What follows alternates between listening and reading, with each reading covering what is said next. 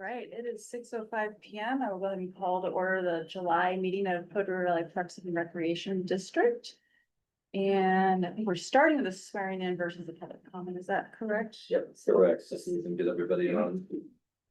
So we with the bosses, yeah. That would be Ruben. That's me. Okay, Thank you, Christy. so we have two new board members, since you were just elected. And such Chase and Brian Heck. We really defeated right in. We should have. You want me to stand over there? Or? Yes, just anywhere where we can see appropriately Okay. for photo. Without the- All right, all right. Well, Jace, your oath is on top, so let's start with you. All right. We want to do these together? No. Okay, all right. I state your name, I, Jace Costello, solemnly swear that I will support the Constitution solemnly swear that I will support the Constitution of the United States of America, of the United States of America, the Constitution of the State of Oregon, the Constitution of the State of Oregon, and will faithfully execute the duties and will faithfully execute the duties of the office of a board member of the office of a board member of the Hood River Valley Parks and Recreation District, of the Hood River Valley Parks and Recreation District, which I have been elected. to which I've been elected. All right, round two. Thanks, Ruben. Yeah. Congratulations. Appreciate it. Thanks. Want you to sign? Yep. There. Now. Mr. Hackett. Okay. Yes. Oh. Oh, wait, let me, okay, hold on. Yeah, it really helps to follow along. Okay, I state your name, I, Brian Hackett, I solemnly swear that I will support the Constitution solemnly swear that I will support the Constitution of the United States of America, of the United States of America, the Constitution of the State of Oregon, the Constitution of the State of Oregon, and will faithfully execute the duties and will faithfully execute the duties of the office of a board member of the office of a board member of the Hood River Valley Parks and Recreation District, of the Hood River Valley Parks and Recreation District, to which I have been elected. to which I have been elected. Congratulations. Thank you. You sign right there, please.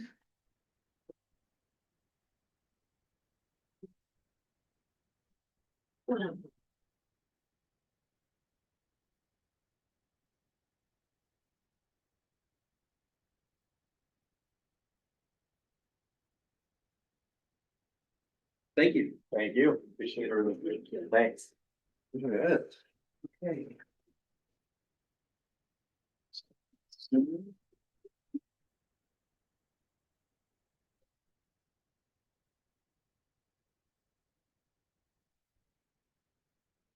then we got this before the meeting minutes too. So, we are going to start off with appointing the 2025-2026 officers. So this is the first agenda item that we do in all of our regular first meetings of the new year. And so every year we take a look at appointing possibly new or returning officers. And so there's three positions in our bylaws that we select, and that is the president of the board. The president of the board is the person that presides over the meetings, and also usually will meet with me about agendas to help finalize the agenda and put forward. It's usually the main contact of the person that I report to. I do report to all 5 board members equally, but the board president is usually the one that I'll be checking in with things. And then the vice president will sit in for the board president if they are not there, and then we'll also just kind of back up the board president if needs be. And then the secretary position, in years past, they would have the secretary do all of the note taking and that sort of thing. They delegated that to staff years ago. I think that it works best there. So we have our staff record the meeting minutes and that sort of thing, but the secretary also is the co-signer of the legal documents and the minutes and things like that that we have to have here. So those are the 3 positions. And so usually we just open up the floor to nominations to see if people are interested in nominating someone or being in one of these positions. Can the president do it again, or Yes. is there okay? Yeah. I just want to make sure it wasn't like you could repeat it if you want. I mean, Nope, we've had multiple couple year term presidents that have kind of gone back to back, or some that have been on and then come back as president before. Just so I know, was this their first year doing it, or have you done it? Yes. Okay. Well, I would nominate Christie to hold that one, again, if that's possible, if she's willing. I think Yeah. she's ran a very tight ship and just really very open to everybody and. I second that nomination. Thank you. Yeah. Do we wanna wait? Should we go through all three of them and vote together? Sure. Yeah. So then the next position would be, the vice president position. Last year it was, Martha. And, Does anyone know if she wants to do it again? I have checked with her. I Yeah. asked if she would be okay if I nominated her. She said yes. So I would like to nominate Martha for Cisco as vice president. Does anyone else want to do it? Just so we're. Okay, all right, then I second that if that's the case. And who's the secretary? Okay, well, I'm new here, so I'm happy with that too. So I don't know about how much you don't want to do If it. either of you would like to take over, I signed a lot of things last year, Yeah. but I gotta say, President was here quite frequently to run and. Yeah. Martha had backup pretty well, so also. Too late, you're already nominated. Yeah. Also Kelsey does wonderful with minutes, and then President has looked over those quite closely. So I'm just throwing that out full. I don't mind being secretary again, but I also don't mind if you'd like to take a roll at it. My only question is, are you close, you're nearby, right? So it's easy for you to get here for signing up. You live in this area close, like, yeah, okay. Yeah, can I nominate you for that too then? I'll second that nomination. Sure. Right, so I guess I'll go ahead and Yeah. call the vote. All right. All right. So we'll vote of the same officers that we had in the last year. Good. Aye. All in favor? Aye. Aye. Aye. Aye. All right. Okay, great. Next year we'll get him, Brian. Right. I just. I'm even. I got your guy here. Public comments. Okay, and we do have our expected public comments. Mike, would you be able to hand me that? Gotta check their name, hold on a second. Start this I time. guess, I guess it's, we don't really need to look at this one. Tell me when you're ready. Ready. Good evening. My name is Nan Notaboom and I live in Odell. Okay, first of all, thank you guys for the gift. It's very lovely. It's still alive. It's not a kitten. I still love it. I want you all to know that I chose not to pursue my board seat for two reasons. I kind of got wrecked by the election. I was badly disappointed at the misinformation that was spread on social media, namely Nextdoor and Facebook, and wildly disgusted that the local Republican Party would spend $10,000 to defeat a community center and swimming pool. Second, I failed to guide the board to a successful funding measure and believe that y'all need some fresh ideas. I am thrilled with the current board and wish you every success. You have a world-class director and supporting staff. And now, thanks to your public comment policy, you can no longer argue with me, and I have a couple suggestions. First of all, I cover some municipal meetings and they all do council comments or board comments at the end. And I think I would love to see y'all do that, like 2 minutes, whatever you wanna say. You got something that that's really important to you. I see you, Jason. And you wanna make sure that people don't forget about that. I would love to see that be part of the meetings, just a little for this. You don't have to talk every time, all right? And you do have to limit them, you're right.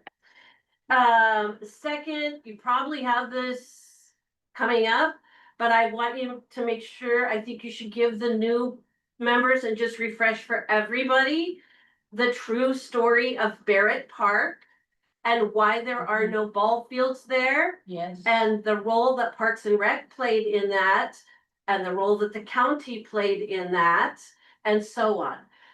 There's a lot of misinformation still out there. And we need to be, you need to be able to address it when that misinformation comes up. Because we didn't just forget to do, yeah. Finally, I have vacillated personally on Barrett Park. I have gone from land banking to we gotta sell it to this, to that, and I'm just gonna put my feelings out there for today. Which is, I hope that you have the guts not to sell it. I hope you have the guts not to sell it. Think about all the voices, not just the loud ones. Think about the whole community and think about the future. I love you guys. I wish you the best. Peace out. Nice job on director's report. Yeah. That's all. Okay, thanks, y'all. Thank you. Yeah. Bye. I'm going home. Chris Carlin. Yeah, I just wanted to say, I read the written comments that, were delivered to the board for public comment. And I'm not gonna endorse all of it, but, the one comment about having a YouTube channel, I think is very wise. And I would ask you guys to consider that recommendation. The rest of it, you can decide for yourselves, but, I actually watch a lot of public meetings on YouTube and I find it very helpful. Because it's easy to access and easy to do. Plus, I think you could, there may be a way to use it as part of your communication for the upcoming bond measure. So that's my 3 cents. Thank you. Thank you. Thank you very much. Inflation. bond. Okay, just double checking, is there anyone online now? There is no one online. Okay. All right, so we will move on to the minutes then. Yeah, I guess it's. Sets of minutes. Just looking at. Yeah, sorry, the second Says set of in the minutes packet. were not in the packet, they were added, today, Oh, so, okay. I didn't um, review the special meeting minutes then. we can bump those to the next meeting if we want to do it, that was in August, it was just, If it depends, I left- I glanced at them online, but I. if enough You people put- looked at well, it. They were added online around noon today, maybe I one can check or the folder two, at 4 o'clock. so, I'm fine with them. But if you wanna look at, I mean, I looked at them, I didn't see anything glaring on the special ones, because I looked at, whatever I looked at. at 4 with that o'clock. short meeting, that was Yeah. just the motion to, for the vote, to allocate funds. Yeah. SDAO funds, but So were two others able to review the July 2nd minutes? I wasn't here. Right, I guess you weren't there, okay. I don't personally like to personally approve of minutes that I haven't reviewed, because I don't know if they're accurate. Did you have it? I just read through them now. Oh, okay, great, so we'll. I read the okay. other ones earlier, but I just, quick, so I don't Okay. see anything to change. Wonderful, okay. So then we can entertain a You want a motion. bucket, or are you okay then? No, I'm good, I just won't vote on the July 2nd. So motion to approve the June minutes, let's start with that.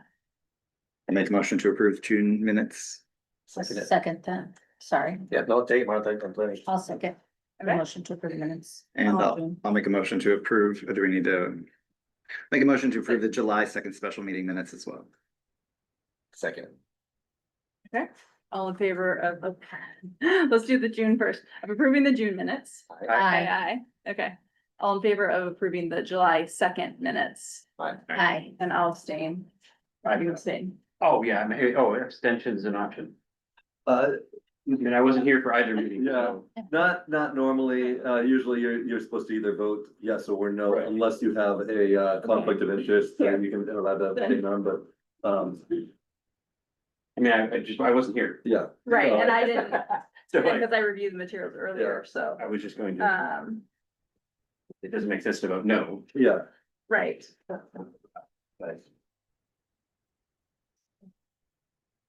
And I'm happy to join the majority. Just gotta get that no out of the way early, and then,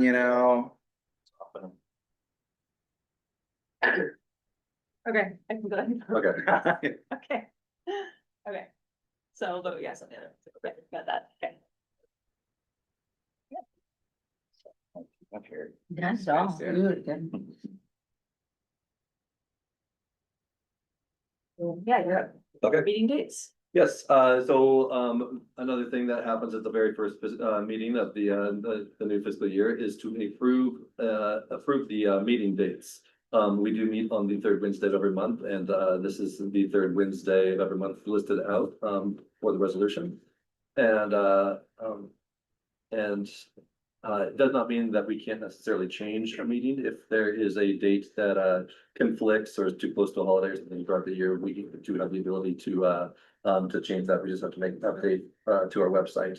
But this is just state law that we're following here. And then just ask a quick question, I mean, just with the Zoom, I mean, is Zoom an option for board members. Yes, Okay, yep, we have it at the library. yep, I want to be respectful of how you guys run your. yep. What I love is that they're already programmed in my calendar, so. Goes in there, so. Like, I'll add them later. Oh, wait. Mine are there. Yeah. So we entertain a motion to approve those dates for the meetings. I put forward a motion to approve the dates as described in resolution 25/26, number 1. I second that. All in favor? Aye. Aye. All right. We have a demo of that, sorry. The next is communication. Yeah, I'm sorry, I don't have a slide for it. Okay. Um, We'll go back to public comment. yeah. So, we will talk about that one. That one was, there was a public comment there listed in the packet that hopefully you saw as well. This is one of the things that, we just have not done in the past. Technology's changed a bit, and it's become a little bit easier now with the new Zoom, service that we're using with, Zoom webinar. There's actually a way that we can broadcast to YouTube live right now. We could have it broadcast, we could set it up. And then it would stay on that. It's something that we have talked about in the past with the board, and they have not wanted to have it posted before. There's kind of pros and cons of things. The pro is definitely the transparency side, that everything that we're doing is up there.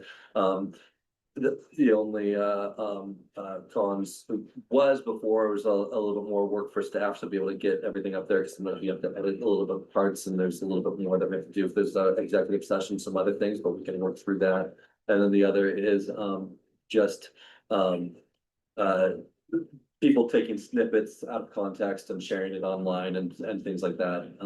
But the fact is, if we are recording these, we're doing video record, people can do public records requests for them at any time, so they could become public record anytime as well. So I think that in today's day and age, most places are posting, or especially larger places are posting all of their board meetings, and some things we have heard is issues around transparency. So that's something we're definitely open to. So just so I'm clear, this would be to do them live on YouTube, is that the plan, or that would be the plan? Yeah, I think that's probably the easiest Everyone way is understand? to go ahead and just, instead of sharing the webinar link, now we'll just be broadcasting straight to to our YouTube channel. And there's usually, then it's also stored on there so they can Yeah. watch it at a later date, obviously, Yeah. too, right? Just like all the other board meetings, so that's how we would do the same kind of thing. What is the recourse now? I mean, I get, YouTube having, tiles of all of our meetings that Yeah. someone could go to. What do you do? What do they do now? Right now, they're not anywhere where the public can see. We do keep them just like in our file system. Yeah, reach out. And then if people would like to They have do request for it, we can send one over to them, but they're not able to go to our website and actually just look for them. There's when we do like something like an executive session, or like at the beginning of this meeting, when people were talking about hunting and fishing and whatever, and if we're recording, we would usually go back and edit those parts out. And so it added some time that we would have to do to do it. I think we just have to be more vigilant with when we hit the record button, when we hit the broadcast button, and stopping all of that during the meeting. And I think that's how most places do it, to make sure that they get it all.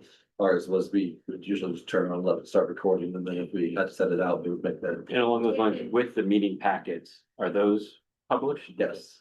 And maybe the only point to point out is like typically it's like not the director being the IT person. And so, we would have to configure that. Yeah, Kelsey can like, with running the Zoom and such. I'm usually doing it just because I am an IT guy. A suggestion I got a few months ago and talked with city official about this, because the city does this, Right. is, you don't have to have them posted indefinitely either, so we don't need to decide that now, but we could say we'll post them for a year or whatever time period, so that it doesn't become this like, there's years and years and years. I mean, it's just a possibility in the weeds. The And it's details supposed of someone this. digging through to find that one little soundbite or something Yeah. or whatever. I can't imagine that's a huge issue here, but Well, what other parameters and safeguards can we put in place, like turning comments off or locking it so you can't take snippets, like what functionality is there? I don't think that there's a way to lock it so you can't take a snippet, because anyone can do a screen record of it. The comment side, I will have to look into. Turn off Yeah. comments. Okay. And we also could try it out, see how it goes. So Yeah. it's not like if we decide to do it, it's a forever decision. I mean, I think definitely we need to have some kind of record that's shared with the public of the result of the meeting. We have Well, minutes, yeah, that's Minutes required. are- Yeah, so those are still there. Oh, those do get published. Okay, Oh, yeah. sorry. Yeah, they're My previous published. question was, okay. Yeah. And we, obviously post the agenda and we have the packet. Right. That's posted online. I mean, the other consideration could be like the slide, Post the slides. these slides, which I think are often With the recording. helpful. If Yes. no one, because Marcy was like, you were saying you didn't wanna, because everyone's face is on this. Like, I could do the recording and like the PowerPoint kind of thing. You guys don't want to. So it's just our voice. Like, we should figure something that I go like that. Well, I mean, I think, Might be a little bit more work, but. but I think if we do this, we do it all in. I mean, Yeah, that just, right, mine as yeah, well. Can we zoom in on the state of this room to then maybe then help us sell the bond? We did have the ceiling start leaking one day, hitting the board, we said the best.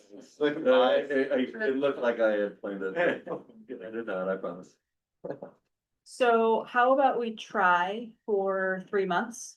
Okay. And then reevaluate? Yep. Is that Starting at the Yeah, next try. meeting? Yeah, at the next meeting. And then would you like the slides to be posted too? or- But they'll be in the meeting. You'll At be- least, you'll- yeah, at least in the, Yeah. yeah, why don't we start with They'll be on the them video. in the video?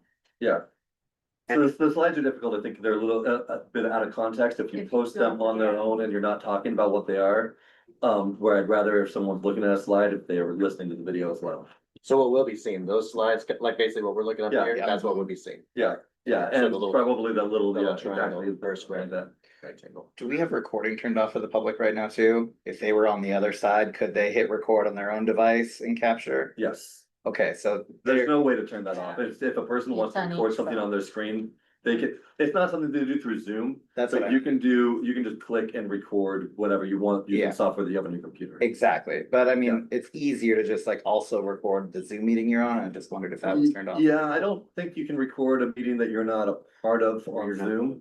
You're not the, Administrator You're or not the the, host, yeah. yeah. I mean, I don't think you, but there's, Yeah. everyone's got software on the computer where they can do it anyways, so. how do we make this known to the public? It'll be in the meeting. It'll be. Yeah. Yeah. We can check the minutes. I can do this online. We can do it. Social media. Yeah, yeah. Like, hey, come on, either Now P you're- Square, Yeah. Zoom, Yeah. or YouTube. I mean, it's Chris is Meeting's gonna- available on Yeah. YouTube. Yeah, well. Do a shout out. And we post in the newspaper and all that. And is there a way to show, do we record usage? Yes. Like views? Well, no, like someone views, I guess it's just views Yeah, like Yeah, that's on YouTube. YouTube. Yeah. Yeah, okay. It'll Yeah. show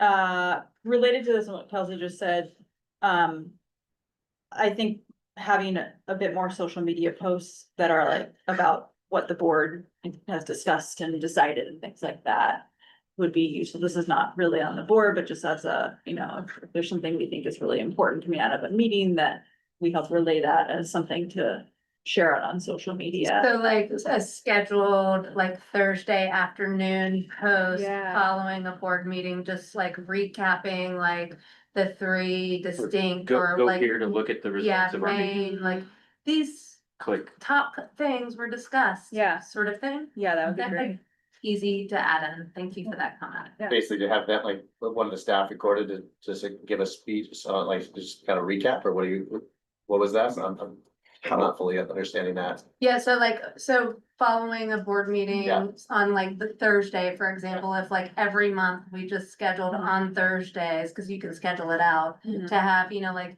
here's the recap of, what Parks and Rec did, and now, congratulations, we'll have more pictures to take. Of board members in action, but, we could just easily put, the items that were discussed at the board meeting. Oh, just like a, Yeah, like An a update. Yeah, Yeah, update. Here are the things the board discussed, you know, and if any major decisions were made, you know, be a great time to post that sort of information. I think that's an easy and great. those two things, be a suggestion. nice little transparency.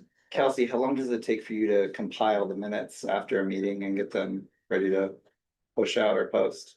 We don't, sorry, Like an hour. yeah, but we normally don't post them until they've been approved. Got it. That's So why they there's, wait a there's month. always a lag on minutes being posted. Got it. Yeah. Great. Well, I make- Sounds like I don't think we need a motion for the video, for the YouTube, right? It's not. No, that's just that direction. It's all good for it. Okay, so I think we're on to the capital projects then. Did you, so? Yeah, Oh, no. that's in the advisory Okay. council update, I So, would think, right? Bridge funding for Okay. capital projects then. Yeah. Okay.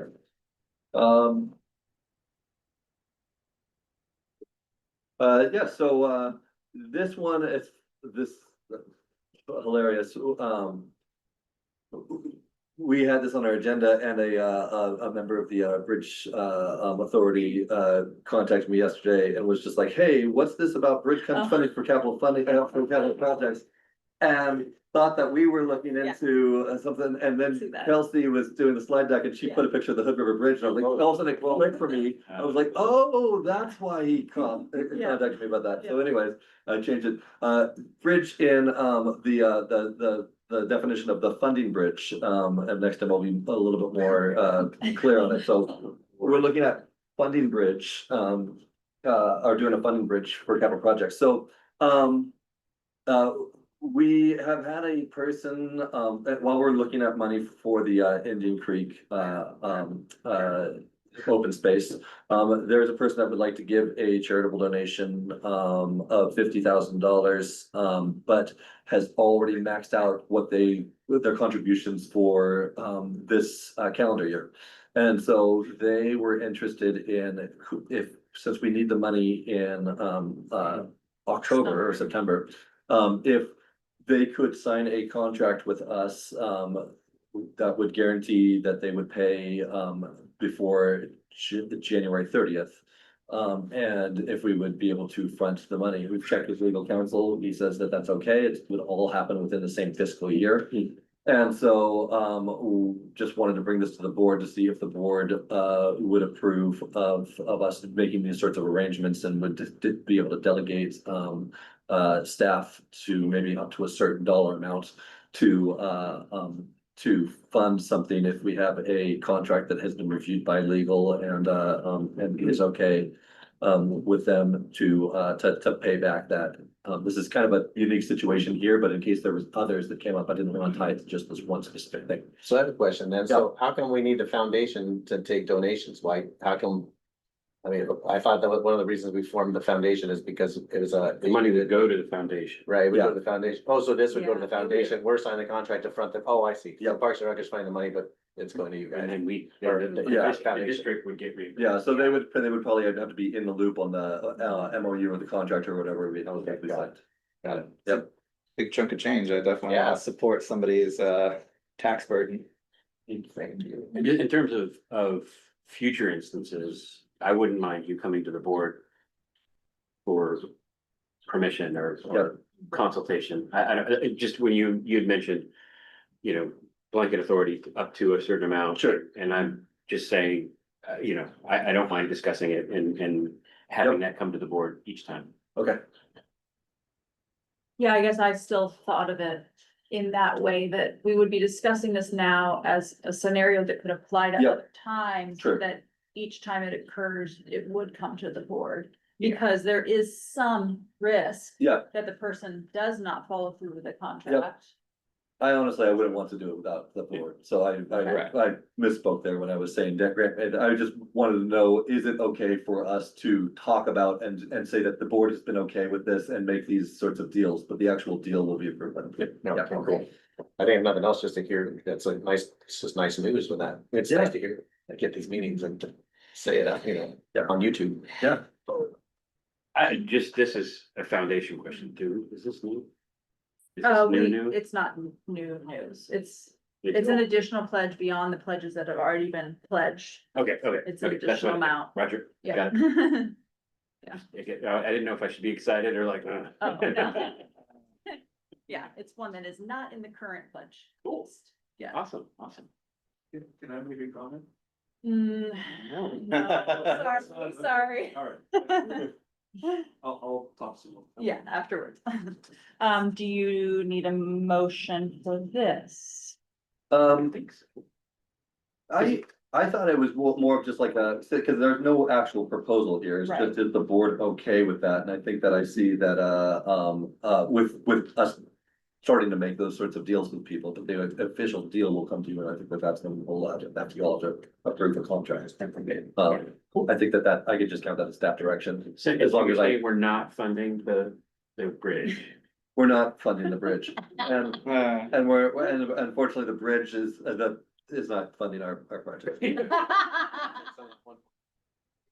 Does the district and or the foundation have the ability to promote this deferral again as an option for Oh, others? that's an option. Because if we're talking about every angle we can, this is a pretty sizable start to something that could be helpful. I mean, people are, It's a sizable amount. It's awesome. It's just one more drop in the bucket. Of course. I mean, it's, but as an option though, it is interesting. I don't know how we get the word out, because what we don't want to do though is have someone say, well, I've got $250 that I can pay you in January. yeah. And we've already had some discussions on how to break and bifurcate the grade, the levels of donation and who, that it adds a complexity.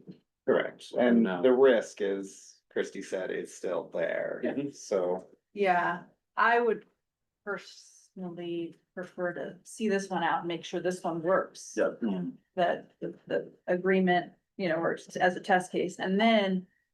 If we do a capital campaign for some other project in the future, we will have had a test case, and then maybe that would be the time. To promote that as an option, or. yeah. Something that's like a payment plan, someone commits to donating 20,000 a year for 3 years, Right, legacy style. I did ask Ruben about the risk behind it, and I said, it's like, is there a way to make a contract that is incredibly binding? He's like, well, absolutely, but someone could not pay, just like not to pay. Like, in which case that puts you in the situation where we have to now sue them for breach of contract. And the image of that is And, not gonna. yeah, and so it's one of those things where like, I think that it's gotta be the right situation. And we have to evaluate whether or not we want to enter that risk and that sort of thing as well. So I think that, yeah, I don't know about advertising it as a big program of ours. all right, All right, we're done with that topic. yeah. Advisory council, So, just so you all know, we're now going in alphabetical order, starting with Joyce Vasella. Now Christy will be the next board member to attend the advisory council meeting. So, Brian, to get you up to date, we have our advisory council meetings happening on the first Thursday of each month. Typically in the library meeting room because our space is a little too small. We're doing an alphabetical order by last name. So and Mike is our standing person for this year, for that advisory council. So then that puts you for September and then Martha for October. Okay, And then if you all have a conflict, just a reminder that we hope that you'll be able to work that out amongst yourselves. Thank you. Then just a couple of other things, you should now, following the meetings, our plan is with the advisory council is to give the advisory council the meeting minutes from the meeting. And typically that'll be, because their meeting takes place just before this meeting, to allow them time to see it and say, hey, if there's anything that they want to review. This doesn't have to be formally approved, but it's a way for each of you to see the things that are going on in the meetings, right? And so the advisory council minutes were included in your packet. And then mostly it was like catching up on the administrative items. So we talked about some of the things that, had been happening in the, previous meetings and in our discussions, just about how to, because there's so many voices about how to like maintain, order and making sure that all voices are being heard. And so the group agreed to do loosely based on Robert's Rule of Order, and Kate and Mike will co-chair those meetings. And then we talked about just a little, got some feedback on kind of the musts that a new pool facility would have. And then talked about some of the decisions that the board made from the previous meeting based on some of their feedback, like that a new pool location would be the May Street campus, not, somewhere in the Meadow Valley, and those sorts of things. Am I missing any main points, Mike or Jay, since you both were there? Any comments that you have on that? No, this is all comprehensive. The only thing that came out secondarily afterward, was Coco, reached back to Kate and myself just to capture one final item that, they wanted to name about the levy and requesting a bond with the premise of a levy alongside of it and creating something that we then could not operate. Mark has talked before about Madras and the like, and being in a situation where you have to go back out to constituents and have that discussion of, we got half of what we asked for, but we can't do anything with it. And that being a key component of talking about, what are some important ideas, as we discussed, what are our bare minimums? And having to keep that into account when we talk about our minimums for our next facility. So making sure a bond and an operational levy are put together. I mean, yes, or not asking for more than we could handle right now with bond. Which is also difficult to speak to, but that is just one of the last caveats that they wanted to add to this discussion. And kind of be Important part. included in Uh-huh. this bucket over here. Exactly. Gotcha. Okay, great. Question. Yes. All right, so the charter topic. Since they're advising this board, I would think that their charter is ultimately either written or confirmed by this board. But the way it's kind of framed there and in the minutes was sort of like they're making the charter. So what's the back and forth on that? Yeah, I thought it was actually a little bit more with like their charter for like how they, I mean, we've already got like, and maybe charter is the wrong, but we already have like kind of our direction of what we want to get out of the advisory committee, but we thought it would be good if like they had some say in like how their discussion happened and what's like, just have some ownership in it, so that's why we kind of brought the It's charter. like to them. typically when meetings take place, we're adding in that now, the group decided that they would like to have chairs and to have somebody help run the meeting. And so those parts will be added. And then kind of like the tenets, like the scope of what they're. This is how they run their meetings, not their mission statement. Yeah, So, okay, yeah, so that makes sense as like, their meeting procedures. yeah, But if it's scope, yeah, that one. then was- that seems like board is defining that. Exactly, and I think that we brought that back to them at the last meeting, which was when we went, like, brought them the buckets of what we were very interested in them giving us and that sort of thing, like what they are supposed to be advising on. They also, I remember, I mean, we talked about, they're not making any decisions there. They're Right. essentially just talking, I mean, they might, and even if they do a vote, it's more just like going around to make sure that everyone's on the same page with what they present to us. Yeah, So there's nothing that's binding on their end. It was just a matter of just really how to run the meetings a little bit more efficiently. Yeah, hence why they named, we want to make sure that, bless you. Dissenting opinions are captured to bring back to the board. They wanted to just ensure that, it all was consolidated. So, I mean, the charter that we do have does have a purpose, a mission and goals. Yeah. Of the chart, of like the council's purpose will be to provide valuable feedback to the district board and staff on key issues. I mean, so to that point, I guess, yes. nothing has been approved by the advisory council. Still right now, there, it's like in draft form of like, these are the things. I think to your point, there are things like we have a mission in this draft charter, which is to work collaboratively with the HRV PRD to support inclusive, sustainable, and community-centered parks and recreation services that improve the quality of life for residents throughout the district. I mean, so to your point, I think if the board wants to approve this charter and offer that feedback, I think it's an important thing that we can and should be sharing with you.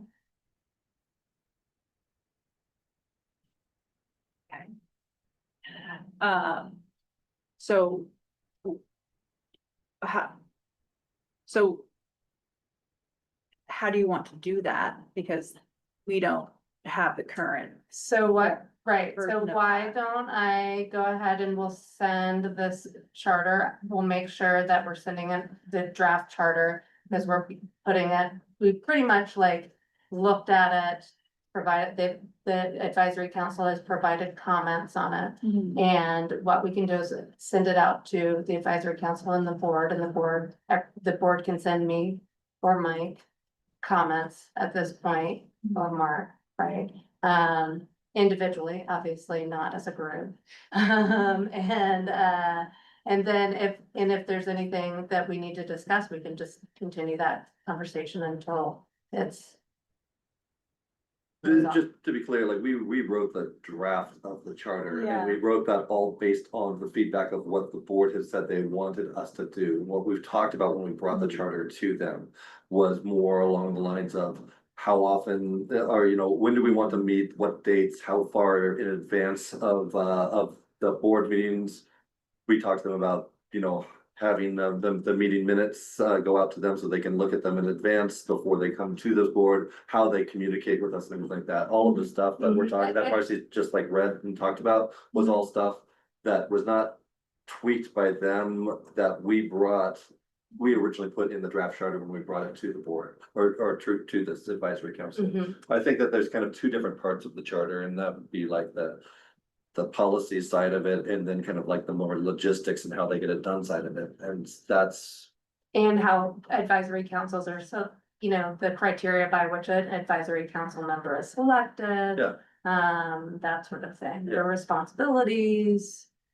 You know, like attending meetings, participating actively and respectfully. But I mean, your point though is getting an updated mission statement for this thing. No, I mean, it goes back to the whole thing, not the topic of like, how do you run your meetings, Right. because that makes sense, like, that's the group figures out what is most effective for that group.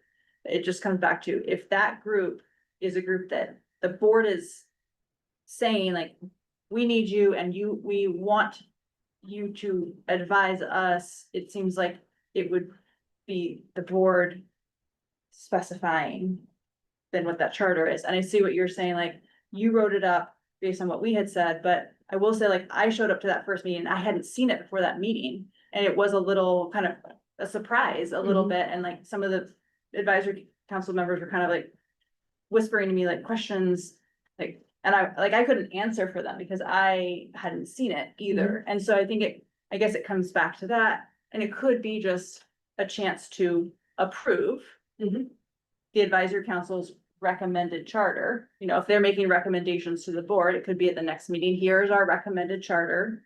And then we have a chance to approve or I think that's a adjust great that. idea. Okay. Yeah, I mean, I think that's, yeah, so how about this? I will make sure it needs to go out to everybody anyways. We'll send it out to the advisory council and to the board with the plan of the advisory council to offer. If there's any other feedback, you know, we'll be meeting with them first, right? They're not gonna approve it because that, you know, but it will be them saying, yes, we support this, right? And then at the next board meeting, if you all support it, then you can move to approve it then. Does that work? I think that's a great suggestion. Okay. Sorry, just, could you describe again Coco's comment to you privately? privately to you right now or privately? Comment. The The private. one she made to you. She made it to me also, so. Yeah, and Got to it as well. Kate as well. It was in regard to, as we talked last time at the advisory council, what were our bare minimums for a facility Right. that we're looking at to ensure that that request wasn't something that we couldn't operate without a levy. Because before, the way that she felt the impression was linked together, if we got the bond and everything we'd asked for, without the levy, we would have been stuck with the inability to handle it. Sure. And so she wanted to note that as we talked about those things, it was important for the board to understand that that should be in consideration of what we ask for. Should we ask for both at the same time if we cannot handle receiving one? We did talk about that, right? If we I mean, did it, if the yeah, I bond could- passed. We did, and we talked about redistricting and other Uh-huh. items like that. Yeah, and I think that is something we can bring to the advisory council, but that's kind of a board decision on whether or not they would like on the strategy of when they put the things out. But the advisory council can certainly advise on that. We have not talked much about the levy and operations with the advisory council because that's so far the scope has been really focusing on the pool. I actually have stuff in my later on and under strategic planning. That's exactly what we're talking about today is the levy and what, what our strategy might be around there. But Martha, you're absolutely right. When we talked about that, we said if the bond passes and the levy does not, we would not be able to move forward with the Correct.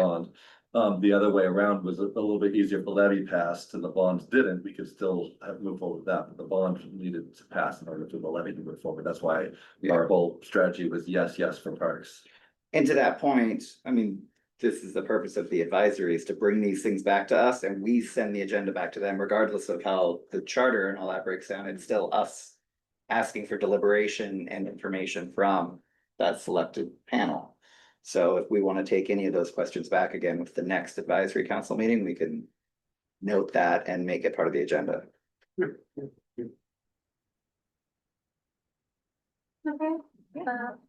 great, Jen, you want something?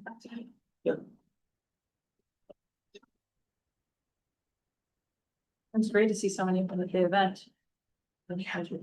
Yeah, so, yeah. So, we did, I don't know that we actually have an actual number of how many people attended, but at one point our architects, one of the architects counted, and there were like 90 people, and it was early on, but people still coming in. So we had well over 100 people attend. The event was great. I think we got good feedback. What, do you all have comments about how it went, what you thought, the feedback you received? I don't know if this is gonna come up later, but the one thing that I've talked to several people about, that their feedback and their request is that whatever options we do, that we almost do something like, if anyone remembers Streets Alive or whatever they turn their name into, but when they were doing the Heights remodeling and like planning for how they wanted to do the Heights. They had the website that had the 3 options and it was very clear. So multiple people said that they would love to see whatever options we end up with a very clear, like, look, this is 10, this is 20, this is 30 million or whatever it is. With very clear what, I know we're gonna get to that point and we're gonna probably talk about that, but I just wanna make sure I said that out loud because I heard that multiple times. That they really wanna see, like, what are we buying and like, am I willing to pay 5 or 10 million to move it over, to this other lot? Or is that not worth 5 or 10 million to me? Am I willing to shut the pool down for 2 years for 5 or 10 million less? Those kind of questions. They want to see like what these things would cost directly, like some of the big ideas. Obviously not, they probably don't need to see the difference between a 500 square feet or a 450 square foot, community room. But the big changes, the big things I think are pretty important. Yeah, I'll name, it was my perception that we had a solid balance of people who voted for and against. And when thinking about, are we living in a bubble and who are we reaching and talking to and touching when we put these events on? It was greatly impressive to see that many individuals who were like, I did not vote for it and I'm here right now. Right, Talk to me. Yeah. That was cool. showing that they care. I mean, I think it really indicated, I felt like the people who showed up who did not vote yes were like, I care about the pool as a community resource and.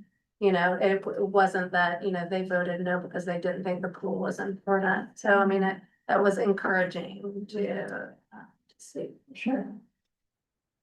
During the recap with the architects, one thing that they brought up was that they are going to be putting together, within their contract, it says that they would put together 3 options. Mhm. And the question was, should we do one of those as being a refurbish or a remodel, and then the other 2 being brand new facilities. And I said, I thought that that would be the best, even though we've, you know, the study, the report is coming out stating that that it's likely the same amount of time closed, likely the same amount of money to do a remodel. But just because we heard so much from the public about why can't you just remodel, why don't you remodel it? You know, I mean, it's we could maybe get a little bit more bang for a buck if we decided to do 3 brand new things, but then we lose the public that might have said, like, you guys didn't listen, we wanted to see the remodel. And so I think that should be listed as one of the Seems options. like it'd be very valuable for them to see, oh, they're both 20 million or they'll roll 30 million and we get a brand new facility for that. Yeah, then yeah, why wouldn't we? Yeah. So yeah, it seems, or for only 2 million more, whatever it is. So yeah, I think that would, I like that idea personally. I think 2 options beyond that seems fair. Yeah, that's what I kind of thought we had asked for, was gonna turn into.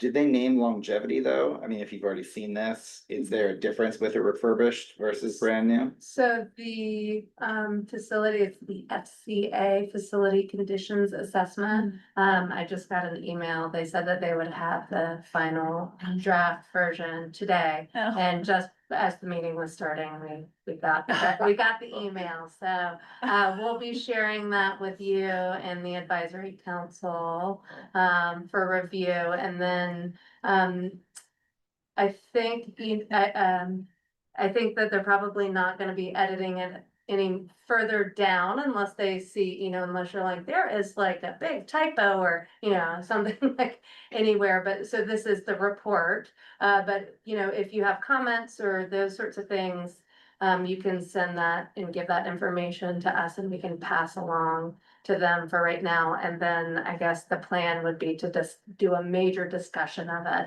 at our next board meeting and advisory council meeting. Advisory council first. Advisory council first. So. Makes it hard to guide them a little bit with our questions. Right, so yeah, I mean, it probably means for board members coming into that, you know, just being, if you have questions, you know, we can help, because I've read through it multiple times now. So, you know, we can either parse down or those sorts of things, and if there's still, there were quite a few things that I was hoping that they could correct or help make a little bit clearer, that, you know, I think the engineers and architects have high lofty language and engineers speak, so we really tried to encourage them to use a lot more plain language and, you know, break and explain, assume that their reader didn't understand. And so hopefully I'm gonna be checking for all of the items that I was like, this needs more clarity, you know, for sure, and then And this SCA is not the 3 options. It is just. no, this is the this facility this. conditions assessment, and this assessment will include the cost to replace and it's basically the cost to replace this facility renovated at the basic, What is that price? Cause the thing that I am always concerned about is people get stuck on price. exactly. And they- And this is the exact reason why we didn't have it at the open house, was because we didn't want people to get stuck on the price. But you didn't have it, you just got it. Well, we had drafts, Yeah. yeah. No, I mean, that's final. I mean, no. And so, So can you, what is there? I don't, No, it's we're not not, important. I don't Yeah. think we're getting into this yet. It wasn't on the agenda to be talking about this report that just came in, that Right. they haven't even had a chance to review, read through. I haven't seen it either. right, Like, I Right. think we should, just wait Yeah. until that, but anyways, it will be in your inbox tomorrow, great. okay? Thank you. Yes. About the poem. Sorry, And then yeah. we will plan on presenting, barring if there's any mistakes or that sort of thing. We will be planning on presenting that information to the public. I'm not against like a refurbished pool. But I don't also just wanna please, because some people wanna hear a refurbish, like focus the refurbish. We need a new pool place and just trying to patch and patch is just not. That's my opinion. Yeah, I think we just all, wanted to put that out there. we all get to vote on I that. hear, you know, I was here for a small part of it and pool isn't concrete, just cheap, right? Like the tear it, and it's like. It's really frustrating to hear when the pool's falling apart. I mean, if you go down to the pit, it's pretty depressing. So, refurbishing. Anyways, that was my. Given that the advisory council will be processing this before we have a chance to give them guidance, I'm wondering if there are some specific questions we want to kind of make sure we send to them, even though we haven't reviewed it, so it's hard to do that, but I think we could think of a few things where some guidance so we can provide the advisory council. I mean, and so I think that so a couple of things just to note about how it's set up. It's set up by a standard construction estimate process. So they had their cost estimator say, you know, this is the format. So basically the whole document is set up as a technical document so that the cost estimator could go in and take each section and estimate it that way. So we will certainly, when we present it to the public, explain that, and it is explained that way somewhat in the document, but just so you're prepared as you're reading it, that is the reason why it's set up that way. And then each section, they do a good job in the beginning, because I was like, you need to explain a little bit more of like explaining the process and the standards by which they use. And then they take each section and talk about the deficiencies. They give like, you know, the findings, and then the things that they would recommend would need to be renovated in that That's what we're particular gonna see. section, and the cost. Does this become the first option then? It will be based on, yes, so the design one with a refurbish would be based on these recommendations, and it's pretty much would be like the standard to renovate the facility on this, you know, in this footprint. But based on some of their recommendations, there will need to be a slight expansion to accommodate for ADA access. And because basically with anytime you're triggering that, you know, ADA standards, the building was set and fine in the nineties, right? And so once you're doing a renovation, then you have to build to modern day standards. So there would have to be some increase in capacity based on that, on those triggers. But it would be still trying to. Does it's this facility, would it look like that? So some of those items are kind of left to be. But it doesn't enclose it in a new structure. Not a new, probably permanent structure. We could have a new type of tent that has like more insulated or something like that. I mean, I love to talk about this, Yeah. but we Right. don't have all the time. Right, yeah. Right. Yeah. And And, so we're gonna see it tomorrow. and these are questions that I think will be important to ask, you know, like, so I think that as you're going through it, if you have questions, then I think that what would be, I think, really helpful for them is having all of these types of targeted questions, because I think that they might have their own assumptions about what they think that you all want, or the people want, or what's standard. But, you know, if they don't, I mean, but again, I think, you know, I have those exact type of questions too. So like, I think it's really important. You can maybe we can start, well, I guess we can't do that. Just thinking, but I would just say, you can start sending any questions and comments to me, and we can make sure to pass that along to them. I think asking when we do float pros and cons and this and that, give us your justification for why. I mean, eventually, as we have compare and contrast options, the justification is really what we're looking for. Please tell us how you got to this, what your logic was behind it. Was it just price? Was it time? Was it X, Y, and Z will really help guide us in some of those decisions that we'll ultimately make. Something I would ask from the advisory council is their key takeaways. I mean, this is simple, right? You'd probably do that anyway, but just explicitly that, put it out there to have them as a group come up with, maybe it's 5. Guys, choose the number, to bring back to the board, like, what do they think are the most important points collectively from the report? And then suggestions or guidance from them on how to manage the communication out about the report to the public, like get multiple people thinking about that, helping us.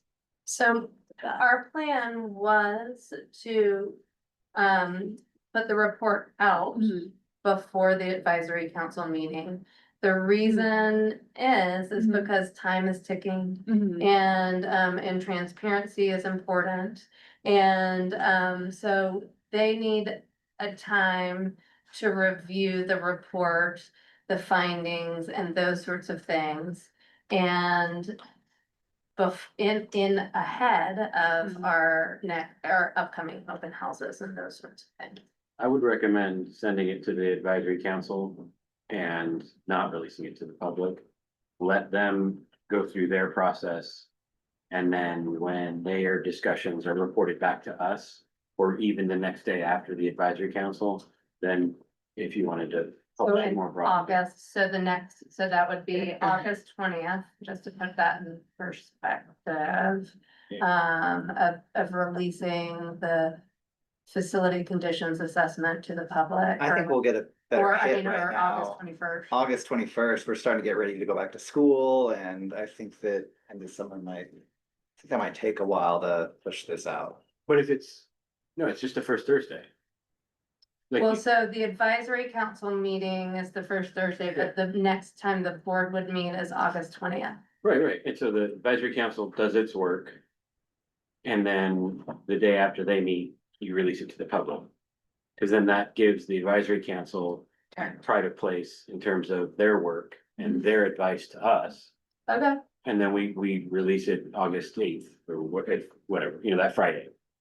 So they've had time to give advice to the board, which will impart to the board. And then, We just won't receive that advice directly until the 20th, but at least I've had a chance. Okay. To speak. Amongst themselves, and then they have it, I would send it to them tomorrow. But I don't understand that fully, because the board still doesn't have a chance to deliberate on what they've said. Why are we withholding it from the public that long? Because that gives the advisory council their importance to craft whatever message they want to have to us. And then we release it to the public after they've done their work. I wouldn't frame it as withholding it from Yeah. the public. It's about like figuring out how to best communicate it. So that people don't get confused by it or say like, oh, so the pool is going to cost whatever it is. Oh. And then that's like you brought up, like that's then what they think. It's like people could do a public information request. and so I request mean, it. it's a Yeah. public So they document could now. request right. it, and then we'd provide it to them. I think it's like what I'm getting at, and I think you're getting at is like the strategy about like pushing it out and, as an announcement, like, here it is. So, I mean, I think, Advisory council. Yeah. Right, so who's gonna take the advisory council's Advice, suggestion yeah. before the 20th when we meet again? You're asking just the district to do that. So the advisory council meets, the district then takes that information and pushes out the next day. Then we deliberated on it a week later. Whatever the advisory council is suggesting and so. because then we do the raw data, we do the raw data dump, but then we work on crafting messages with the advisory council, and their. So we're just really shortening the window of how long it's out there before we get a chance to work on messaging. Because we could give it to the advisory council now and they could look at it and. And then meet, and on the 7th, and then craft whatever they want to craft, send it to us. And then we release the document to the public after they've done their deliberation. Right, that still goes back to August 20th though, unless you're asking the district to do it. I'm missing. Okay, so I have a Yes, suggestion. idea. So, every Monday we meet with the consultants, and our, public outreach consultant. So, I think that it might be a good idea to say, our board is concerned just about the message that we want to, like, what is the message? What are the main things that we want? Can you help us craft the main, like, the talking points that we would have for our, like to put on our website, right? One of the other things that we had talked about was like an FAQ, so like based on what we heard from the open house, compiling the common list of questions. So we do have one of our Parks Foundation board members has said that she's willing to come in and help collate a lot of that data, to get that information, from the open house, the paper surveys and the the little stickies, right, into buckets and that sort of thing. So that the JLA can start working on like an FAQ page for the pool option study. So would that be something that you all felt comfortable with if They didn't tell us what they were gonna offer us to do it, like. We have to tell them what we want and then they just redo that? The PR consultants? we have the scope with JLA? Yeah. So we should already have an idea. I think they wanna know what the feedback from the public that first meeting was, and we're the ones that have to compile that and send it over to them. Cause we still have the raw data, the forms that people filled out, all those surveys, we've gotta get that to. And so they would then take that information and see like, what is the public interested in, what strategy should we go? So somebody's gonna volunteer to do that, or what do we Yeah. do to get that going? Yeah, someone sounds like. Yeah. Someone come volunteer in. to do that. Okay. To help Yep. put that data in. But so I guess my question to the board is, would you feel comfortable if we got professional feedback from our public outreach consultants on the best messaging strategy for that document and how to put it out? I'm comfortable with that Yes. approach, and then it would be a flipped, there's a benefit of that approach of then maybe the advisory council will have time to hear from the public, like, how did they take it? And I feel like you've addressed my concern of like putting it out there without helping like frame it and explain it. Without knowing what the information is, it's hard for me to say it and Yeah. hold it on, so I mean, I don't know, I mean, it's kind of, we're making a decision on something in the dark, I don't know. I That's mean, kind of what I'm trying to like. yeah, Yeah. like, what, I mean, we're being asked to make decisions on, I have no idea what's in that document. I mean, it's not, and I don't think that we're gonna change what's in the document Right. based on the data stuff, if the document is going to be, what it is, and so. Right, but why But don't? still, yeah, we don't Yeah, know. yeah, If it said that rebuilding the pool only costs $5 million or something, we would need to really like think about how do we explain like why. Okay, the only thing I'll say, what I'll say is ultimately, whatever the. That is not the case. Yeah. But Imagine it's the not. only thing, we're here to represent everyone, what the community wants, so if the refurbishing looks like the best option and everyone wants it, then even if I don't want it, I'll hold my That's nose, right, whatever. exactly. But at the same time, I mean, so yeah, as far as giving them the information and let them, and then we can help give our opinion and all that, and we're doing things like the advisory council to, go serve that, so. I just want to give the advisory council first cut, Yeah. because it creates a sense of importance within this organization. And then Yeah. on top of that, Brian, I think you bring up a really good point. So then when we send it to the advisory council, we'll say, please, read through this and solicit feedback from the community to help, you form, your input, right? And so like, it's basically like a call, giving them like a call to action to. Well, Yeah. can you tell them when, like approximately when you would be sharing it with the public? So it sounds like the order of operations, I think. Is this report is going to be sent to the advisory council and this board tomorrow Mhm. to see. There's gonna be the data compiled tomorrow, Mm-hmm. then Thursday. yeah. Within the next week, it sounds like you have a meeting with the PR company. Mhm. And you'll ask them if they're able to provide guidance on how to present this information to the public so that it's easy to understand. And the two groups would have already had a chance to review it. But clarifying question, are you asking the advisory council to share it out? Because it did sound like you're like saying, you're gonna email it out and then ask them to share it out. Mainly it's, no, we will share it. Okay. We will share it on our website and then from there, people can share it however they would like. But more, it's like, I think a role that the advisory council can have is trying to get feedback from all of our constituents to help give feedback to you, right? So I think that. I'm good with the timing. Okay. I think also if they, but once the public, that gives a, I mean, if that makes people show up to speak on it, I think that's good too. You know, I mean, like you were about to say. Yeah. Work through that. Okay. Thanks, I think that gives definitely some good areas to go. All right. There you go. Additional updates. So I think this can be pretty quick.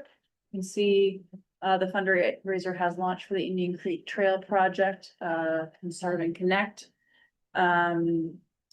Pledges, the pledge amounts have come in very solidly. It's been really pretty neat to see that people are really following through with what they said they would do. I think we only have about 2 more pledges to collect. That's not counting the new one we talked about.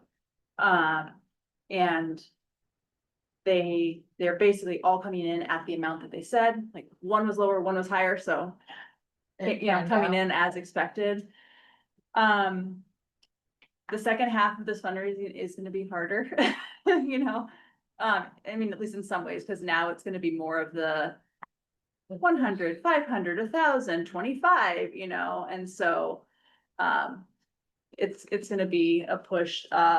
The deadline still is kind of needing to get defined, but we're trying to raise 75% by the 20th. That's looking unlikely that will be met, but time will tell.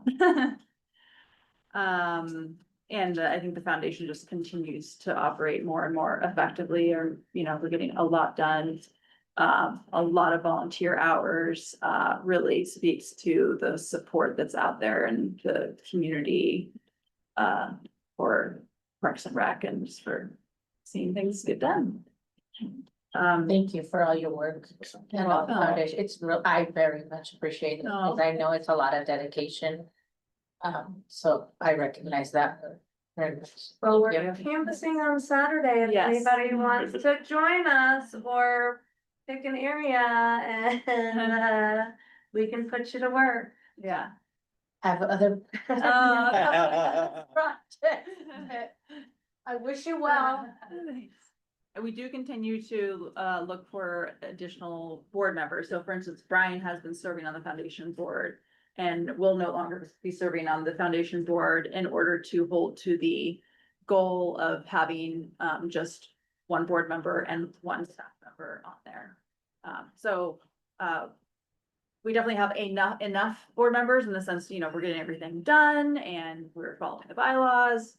But if you know folks who would like to serve, especially if they are an accountant or a lawyer. Legal advice and Yes. bookkeeping administrative experience or. Well, we do, and don't worry, we have the bookkeeping covered. It's just if, having a CPA would be fantastic. Yeah. Any questions about the foundation this month? Okay, thanks. Oh, can you send, maybe already we're planning, can you guys send a nice easy link that we can pass around? Yes, and Yeah. I'll send it to you. Grace. Yeah, Yeah, this is a good check because I will follow one of it. It might be better if it's you, not a board member, but follow up because you are all on the distribution list, and so you should have gotten a couple emails already, but it may have gone to Yeah. your spam. Oh, okay. Because, Oh, you alright, know, yeah. like newsletters, sorts of things sometimes go to spam. So let's check on that and see if it's going to your spam or see if you're not on the list. Christy and I have a little friendly competition going to see who can raise the most money. Marcia, I already know she's gonna win, it's okay. You're doing great, you're doing great. All right, strategic planning, this is timely that we were just talking about the levy stuff right now, so just a reminder that the two funding options that we have from taxpayer funding for us outside of our regular permanent rate is bonds, which is capital, and that is where we ask for a certain dollar amount to pay back a loan of a bond that we buy in order to buy some sort of capital that has a time limit on it. So usually it's like 20-25 years. Sometimes you can see a 30-year bond, but usually it's in that 20-25 year range or so.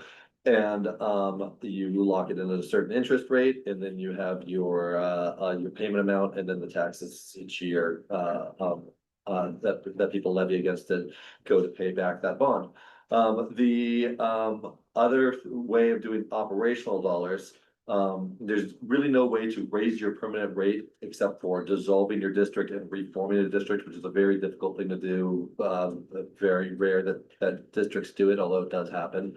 But the other one is a local option levy, which is asking property owners to levy a certain amount of money toward their property taxes toward a certain operational thing. This one, though, they are approved by voters, but they only last for 5 years. And so you have to go back and ask voters for it each year, or I'm sorry, every 5 years. This, you'll see this oftentimes like with the school district where they've got their local option levy every 5 years that pays for kind of extra things such as PE and arts and different things like that. Yes. And so that's just the background there. In the May 2024 election, we did ask for both a bond and a levy because we had both capital needs and operational needs. We still have capital needs and operational needs. If we're not going to be building the new facility, we would still be up against capital or operational needs because of how our district was formed in the past, being just for specific toward the pool, and then we added other parks and we've spread that out. And we are much lower than most parks and rec agencies. In 2024, this is what the levy looked like. We've been talking about the facility a lot, but we haven't really talked about the levy, and we're not really discussing much of the levy tonight, but we're going to have to start discussing it. So I just want to put a seed in your head of like what sort of questions or things that you want staff to do, what kind of work you would like us to do, so that we can come back and have a levy discussion at a later date. So this is just an example of what we had done. We had, when we were looking at what our operational needs were going to be, we were thinking, okay, if we get a new facility, what would that be? And then also given all the things that we've added. So things like according to our master plan that we published in 2020, that we were going to try to add 29 acres of developed parkland and 6 miles of trail by the year 2045. Right now, we've already added 20 undeveloped acres that came in 2025. There's this 9 acres now pending over the Indian Creek open space, and then the Parkdale Park. So we're still continuing to add things without any new operational dollars coming in. And then our maintenance level of service is more reactive. We wait till something breaks. We're not going out there and being proactive and fixing things. We just don't have the time. We have one full-time maintenance person that's split between this facility that's failing and the rest of our parks and trails. We have a couple of part-time people that work for us, but we just don't have that. Our equipment life cycle is longer than what we would like. And we're working out of a 10 by 14 foot shed in the parking lot. We don't have like an actual facility for maintenance. But that's more of a capital thing, but just kind of what we're up against. The aquatic center, You know, pool is currently run with minimal staff. I know that the questions come up, okay, so if we're not expanding the pool and we're not building something, then why would we need any more money? Up until just this last year, we only had one full-time person running the pool. Now we have two, but at the same time, there's been times in the recent years where we've had to close the facility a couple days a week because we just did not have the daytime staff, because we don't have any full-time staff that get like lifeguards and such that, you know, and it's very hard to entice people to come work here that aren't students. Students work during the day, so having daytime staff is very difficult to get. So, you know, we were looking at getting at least one or two full-time lifeguard positions that could be the kind of people that we put on weekends and put during the day, things like that.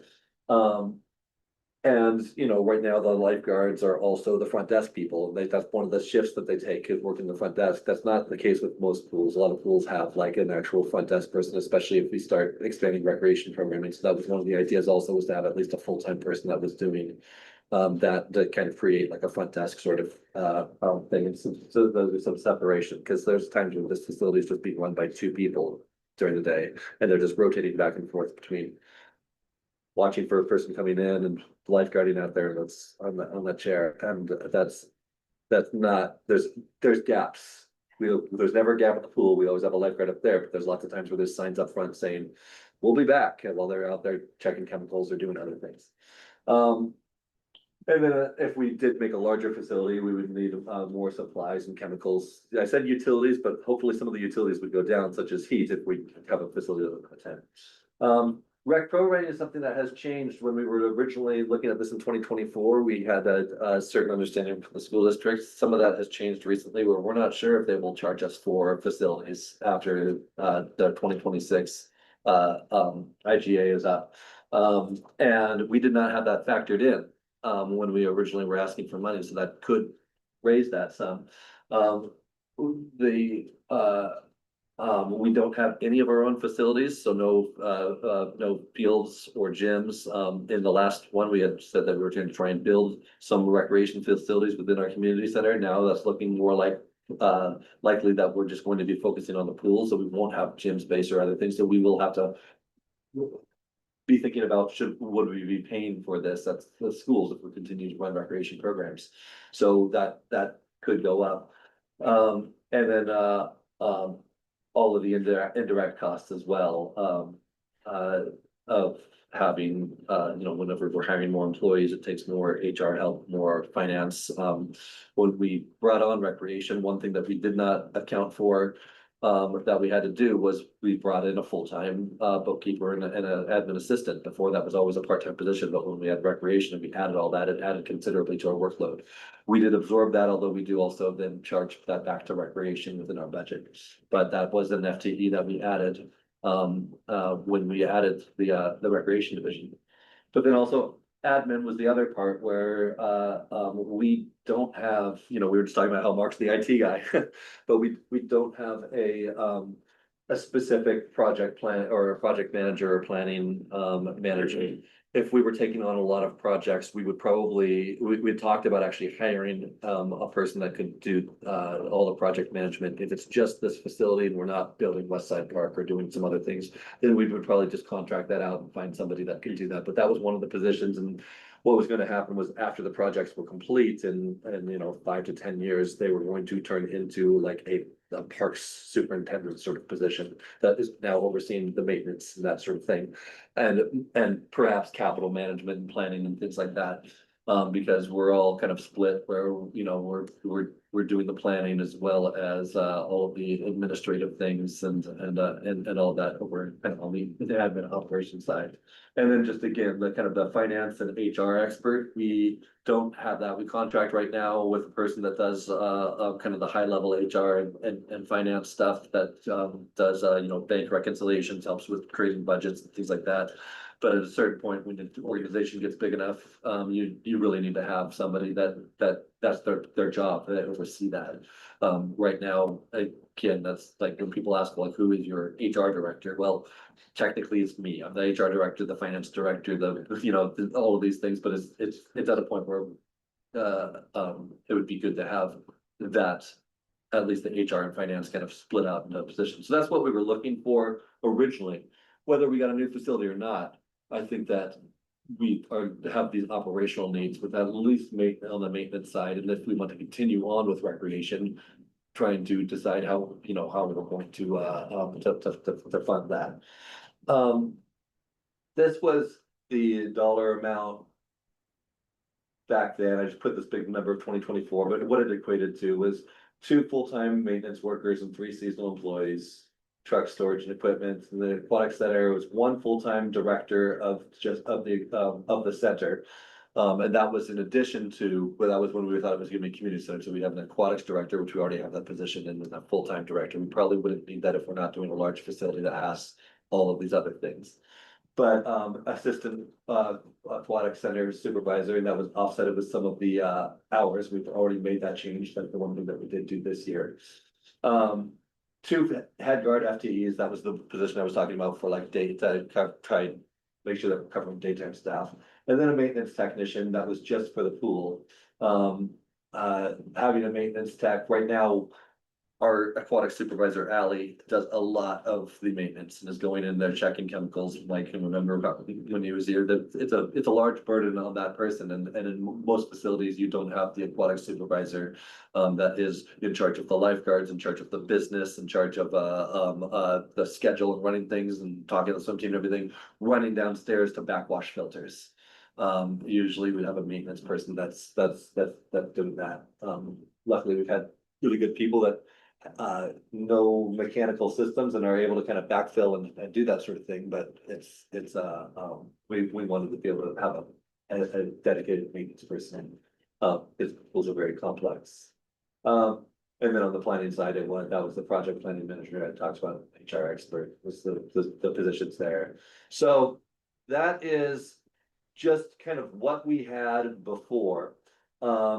And I just wanted to put a tickler in your head to start thinking about that for August, September, October, to start continuing this planning, this discussion of operational levy and what are operational needs. Things like, that's when we'll have discussions on timing of, you know, we've had talked before, like, can we go out for a bond first and a levy later, or should we go out with a levy, or should we do them both at the same time? This might have been confusing last time. There's lots of pros and cons to those discussions, and we can talk about all of that stuff later, but I just wanted to kind of put it out there that we're gonna be doing that, but also just get feedback from you.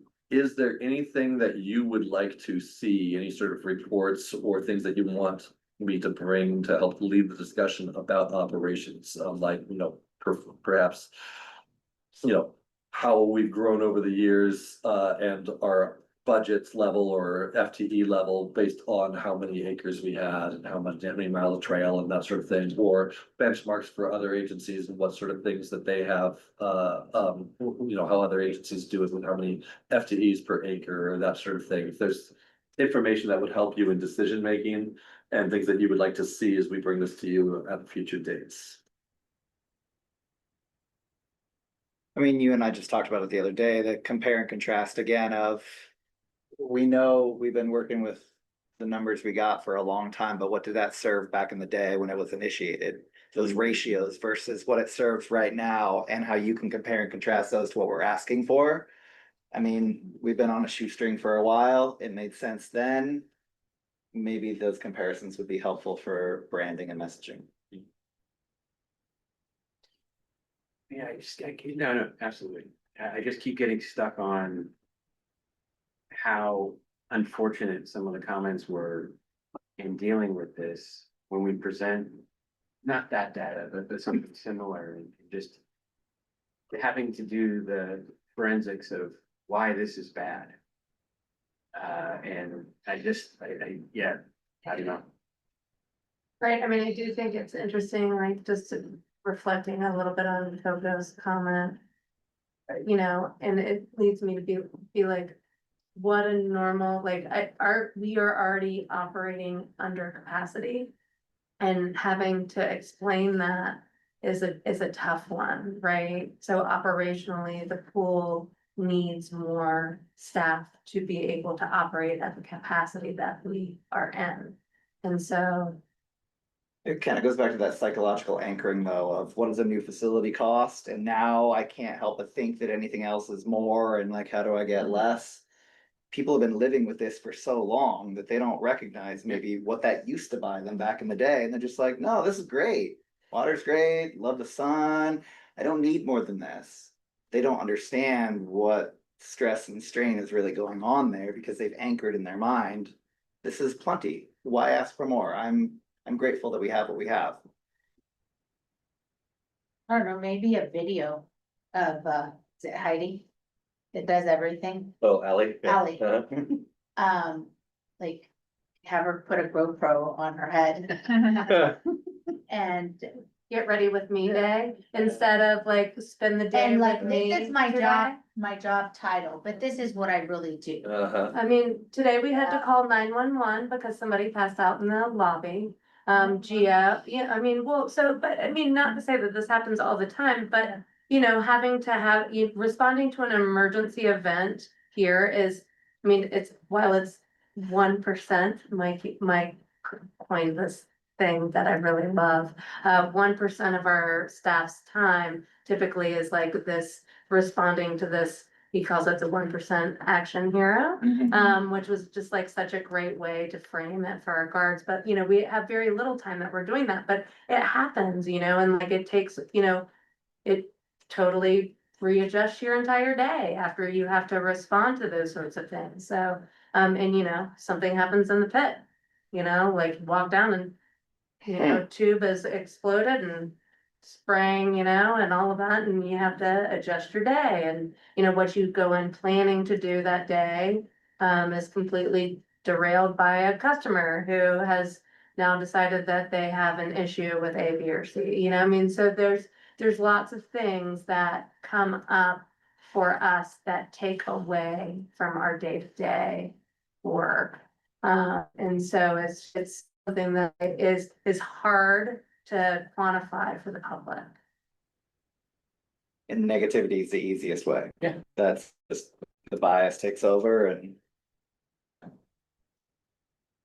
I would love to see numbers for what additional operational dollars you would need if we had this facility and it weren't falling apart. So if this facility had another 20 years in it, and we were continuing to operate this facility and the other properties, where should what additional operational dollars are needed? Because it has been explained as like people are overworked and there's burnout, or there's going to be burnout. And so being able to see that difference, and then also, then when we have like, here's what the new facility might be, then it can be framed to as like, here's what you get in addition. Cause it comes back to this question of like, well, why do you need more? You're doing a good job already. Yeah, it's a difficult thing to explain to on just like, when you say things like, well, yeah, it's because the staff is being pushed to the edge and we're doing less with more of everything. The answer with a lot of people is great, keep doing it, that's awesome, you know? And I think that it's, you know, it's, do we expect our staff to be,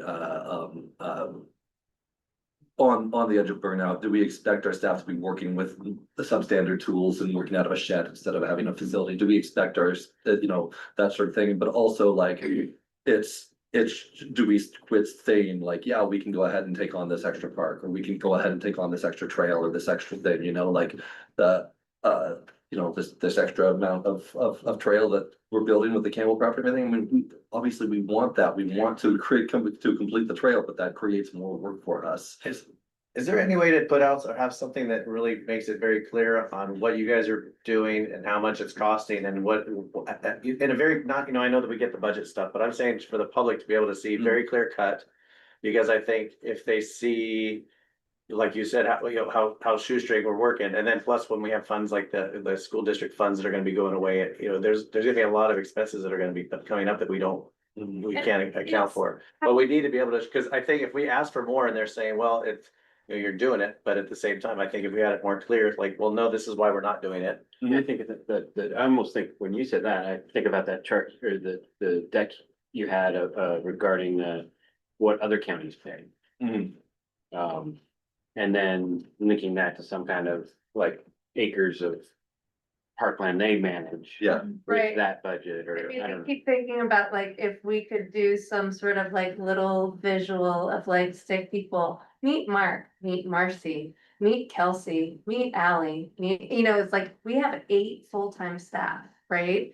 And these are all the parks, these are the Yeah. pools, these are the things. When something breaks, these are the people who are doing the work, right? In managing those things. I mean, of course, we have like our part-time lifeguard staff who have been amazing, and we have a couple of, maintenance workers who are amazing, but for the most part, it's the 8 people, our 8 full-time staff who are doing a large portion, the majority of the work needed to run the entire district, right? And so like, when you think about it in those terms, like if we had like a little infographic video of being like, when A, B, or C breaks, Anthony gets in his car and drives to, like that sort of thing. But then don't we just fall into that pit of, we'll keep doing it? Yeah. Yeah, I think that we're talking about a couple different things of how we tell the story and that sort of thing, but it's also just like the data to justify it. Yeah. And what really is the issue and how we do it. I think that a lot of that comes from benchmarking and just trying to see like. I think the okay, data, I mean, honestly, people just wanna Yeah. see, they need to see the numbers, and that's what was super clear on last Wednesday, like people just, especially for that transparency. Mhm. Like we can say, yeah, it's needed, or we can say it's not needed, whatever, they just need to see numbers, honestly, especially if we're gonna ask them to up, levy and add, or whatever we're gonna ask them for. I think we just need to be very clear, like, this is why we need this is buying this. And this is where we're at right now, and it's not cutting it. Yeah. And I was given the suggestion by a member of the community, tie it to safety too, so Yeah. like. What should the staffing be to be? I mean, it is at a safe level, I know you follow the state guidelines and stuff like that. But you could argue that if staff are burning out, then it's not really at a safe level. I think, as much as we can get into specifics is better, because I was just thinking kind of as you were describing that, I'm like. I think most working professionals are tired Yeah. and burnt out and think they're really working really hard and are doing a lot of different things. And so I don't know how well that point like resonates with people, because they're like, yeah, I feel that too. Right, I right. think a lot of people feel that. And like another stat, we've gone through 4 full-time maintenance people in the last 6 years, like people do the job and whenever they've left, they've said, they've either left us, like one went over to the county, across the street for more money. And there's others that well, actually, I think they've all pretty much left for other jobs where they could make more money doing, and doing Less work. less work or not as stressful of work. I don't know, it's quite a- Yeah, Predictable. Yeah. Power. Yep. So And is the metric then, managed parkland, acres of managed parkland and assessment? I mean, then that gets us out of the personalities and like, we'll keep doing it. And like the number of hours needed to like maintain those No. things by a staff member. I don't know. I don't know if that's convincing, because then it's just like, you're just trying to add staff. I don't.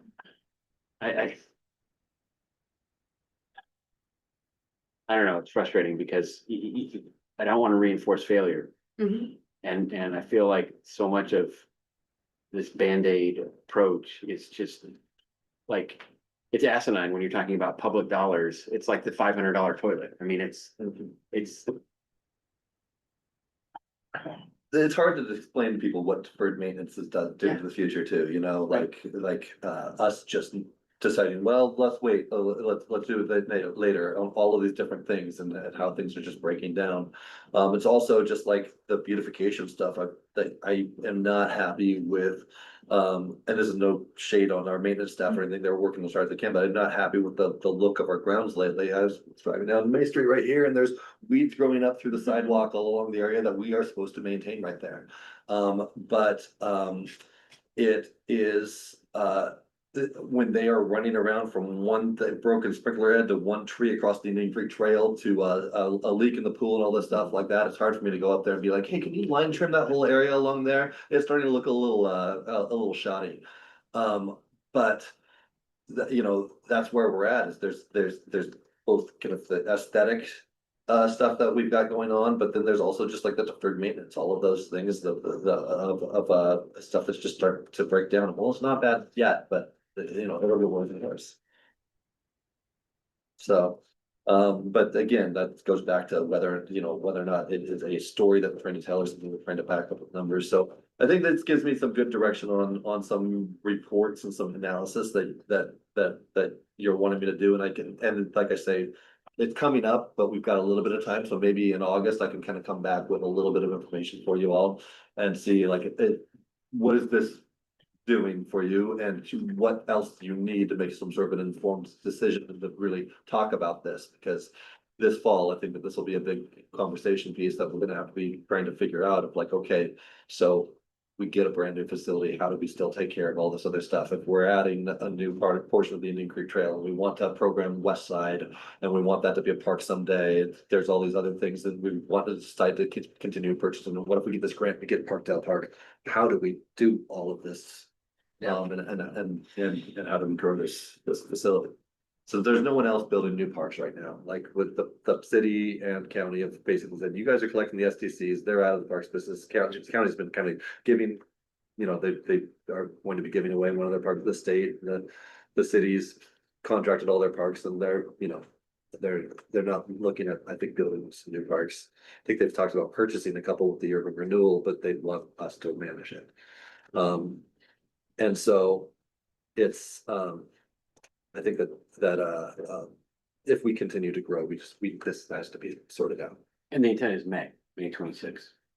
That's, yes, I mean, that's what, when we are planning on putting at least the bond on the election, but is whether or not we put the levy maintenance or operations levy on there too.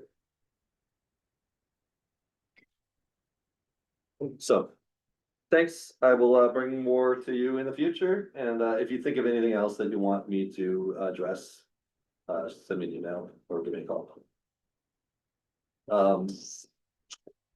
Move on to finance. So finance report, this is the, it's not quite the closed books yet, but the final report of that fiscal year. So the June 2025 year report. So this one should all be adding up. What I love is the revenue has come up to 104%. Expenditures at 92% for our general expenditures right there. So that's good that we're still spending underneath where we're at. Of course, there are still bills that that may come in a little bit, but so we are on a cash basis. Anything that was paid at the final fiscal year, this should be looking pretty close. But of course, these are unaudited figures, and so we'll wait until we've gotten the audit back before we really say that we've closed out the year. This is good. Recreation fund. Again, this one is so close, pretty much at 100% of revenue coming in and 101% on expenditures. And so we are getting better at figuring out this recreation thing and like where we're at.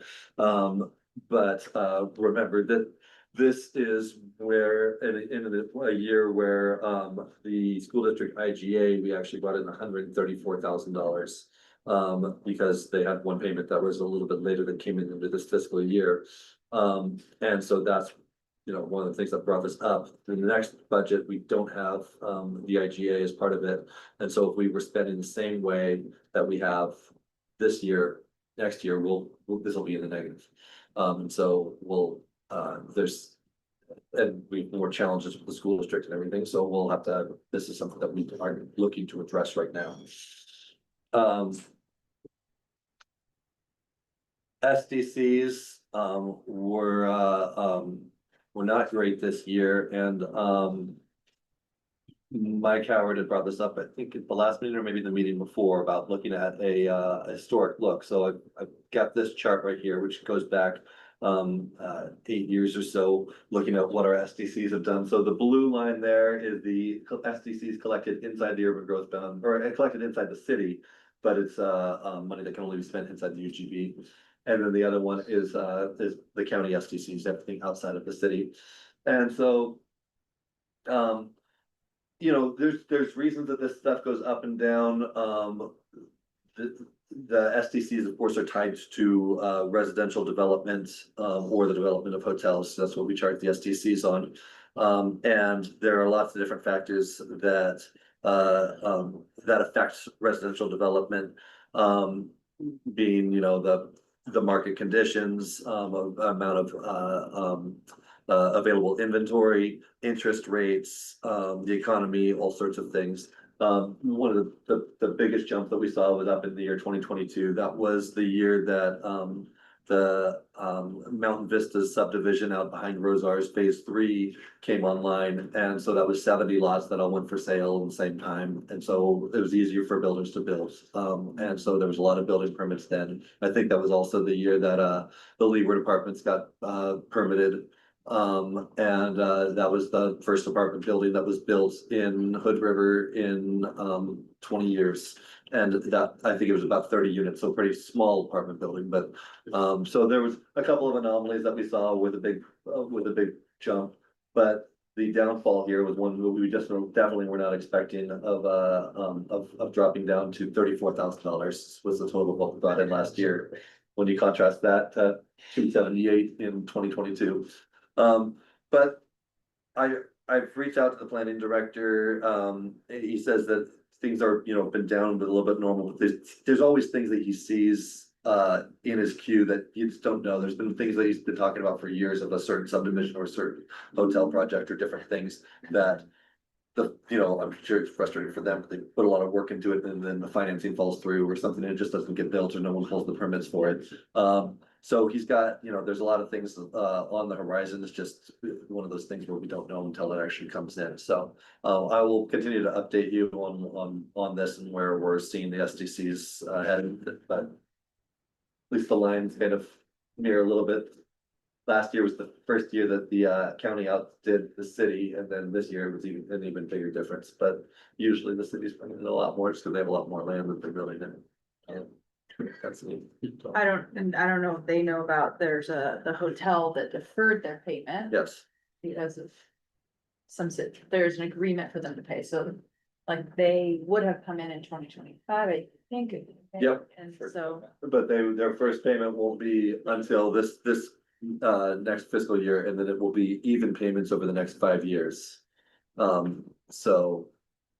Which was just kind of a one-time deal with that particular group. That's the Lightwell Hotel, and that's, I think, 77 units. And so we'll see 1/5 of 77 hotel units coming in over the next 5 years. So at least that is something that we can count on each year, that we'll be seeing those payments coming in.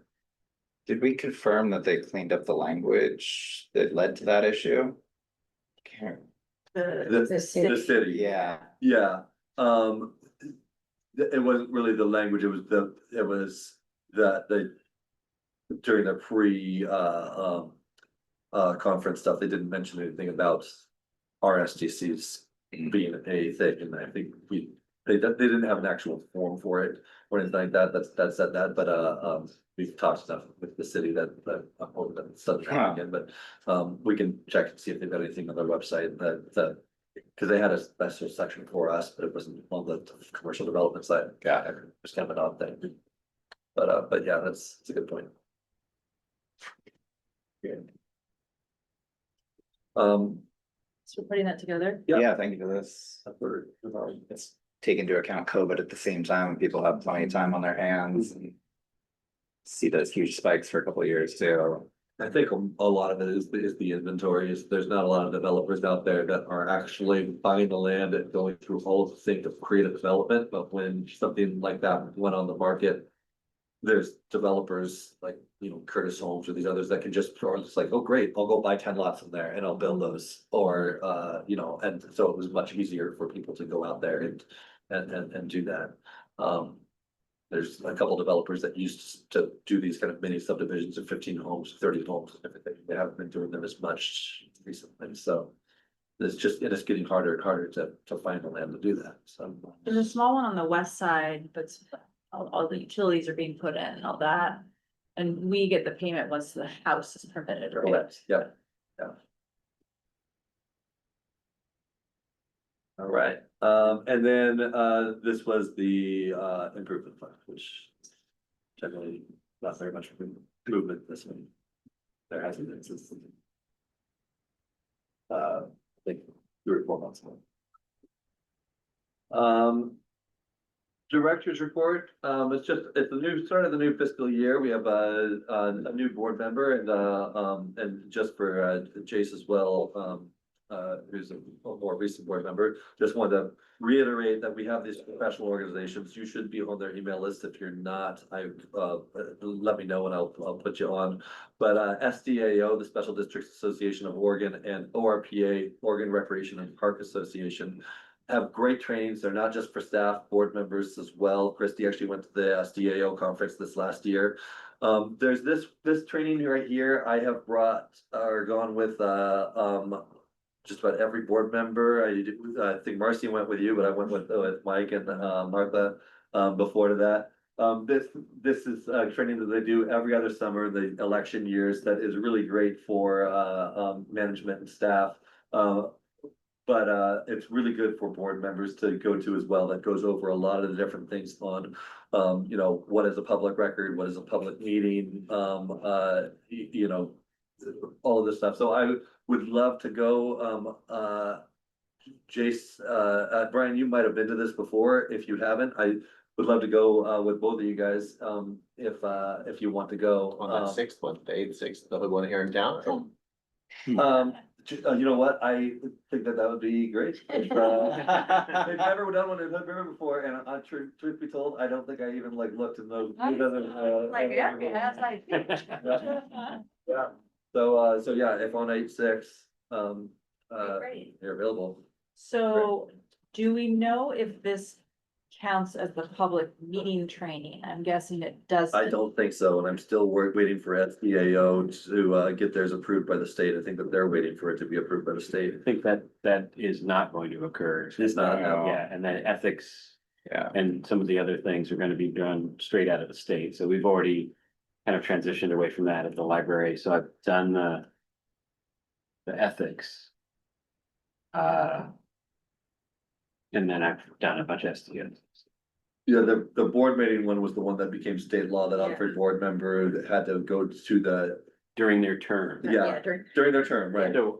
So just so you know, I took it 8-9 months ago, that does not count for this. Okay, so they do custom ones where they'll either come to us or they do these webinars once a month, and we'll just have to get on their list and do it. SDA, originally they were going to allow SDAO to do their own, and SDAO, like that, I think that's actually written into the law that that they could do ones with approval from, and they've been trying to get approval for theirs. So if that's not happening, then we'll just have to go straight through the state for it. And it was online and it was plenty of, you know, all over the map in terms of schedules. Yeah, it was a very sloppy rollout. Oh, yeah. Yeah. I will not, actually, I'll be out of town on the 8th, so we might send some, oh no, that's the 6th. I will be in town on the 6th. I'm sorry, I just supposed to get it. Okay. If it's a full, I'm not sure I can do it on the 6th, if it's a Wednesday, if it's like, oh, it's a Wednesday, which is 6th. You're going to Klamath. Yeah, I know, let's see. Well, look I at the definitely- calendar, yeah. let me know if you would like to attend one of these, and I will, if available, I will attend it with you. Eileen Aiken is pretty, I mean, I think Yeah. does a really good job. She's an attorney that specializes in special districts, and does a lot of work stuff with SDAO. But I just wanna put a plug though for the public meeting one, like the one, it is required of us, though it's not required by, it's just required in your term at some time. You know, what Eileen does touches on the topics, but the public meeting one goes into more detail. And I mean, there's ways that board members can be liable for mistakes. And if you don't even know that, then yeah, like you still could be liable. So, it just, if you haven't had a chance to do one yet, I would recommend trying to do it soon. I might even try to do a second one, because it was just like, wow, that's a lot of information. And I was in a session like with lots of people in person, and there were so many questions, and people that have been like in positions for a long time asking questions. So yeah, I would recommend taking it when you can. Yeah, and that's the thing with this training right here too, is I have, I mentioned that I go with all the board members each year, and I went originally for the first time by myself when I first started working here, so I've been to it 6 times, and it's the same training, and I get something out of it every single time. Sometimes from the people in the room that are asking questions and such, or some sort of little change that has happened, or, some laws have been updated with spending limits and things like that, and I love, like, it's a really good training, so.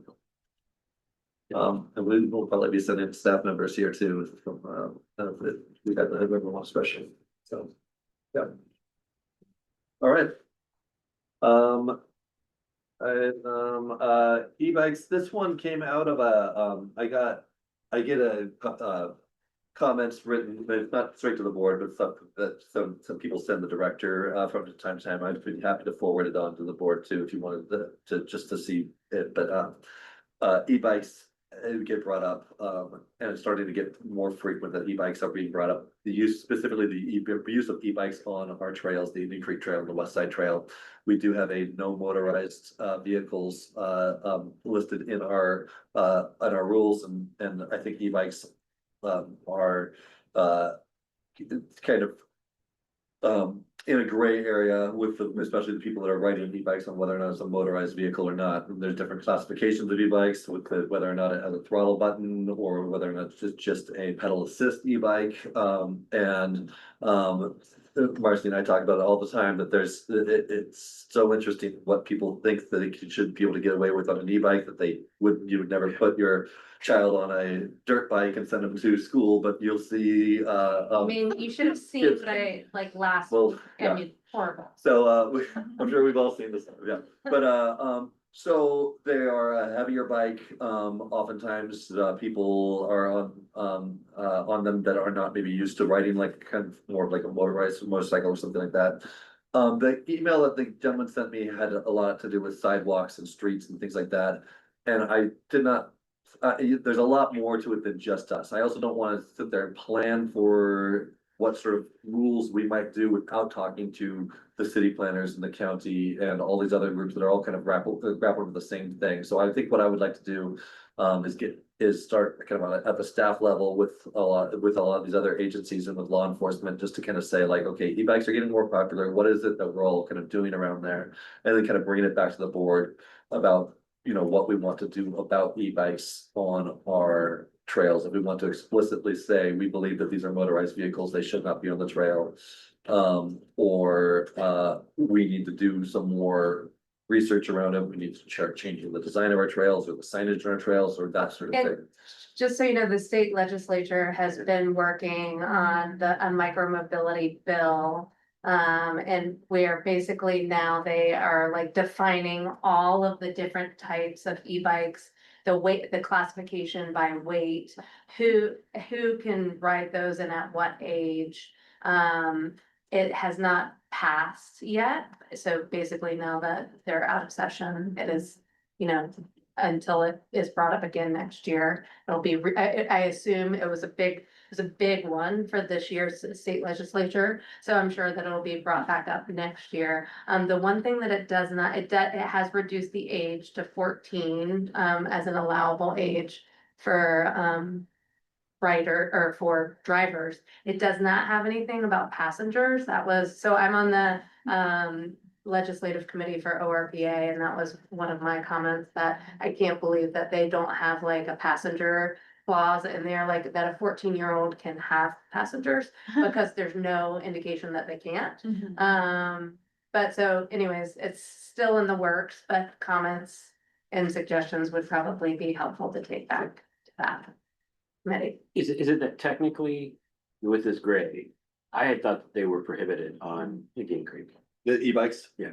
Yeah, whether or not, I mean, there's enforcement, I get yeah, it, but. that's just the thing, like, we don't have any enforcement on any of our trails for anything there, but it's, whether or not it, like an e-assist, if you consider that a motor, like, if you're just pedaling and it's helping you pedal, or the throttle thing, I would make that determination on if you have a throttle, then it's, using motor, but I don't know, we don't have that, we're not specific. And So- for example, like, think about it in terms of like, if the Indian Creek Trail does get completed, and then you have kids, hopefully, I think one of the intentions is to get kids off the streets. Yeah. Onto trails Yeah. to get to school, and so it's just one. Yeah. It's a little bit of a conundrum, right? So. Yeah, we believe that they're probably, if I had a kid riding their bike to the high school, I would not want them on the side of the New Creek Road. With no shoulders or anything, I'd rather have them on the trail. And. And we live in a hilly spot where if they're expecting your kid to commute, e-bikes are an option that people might want to have for their kids, so.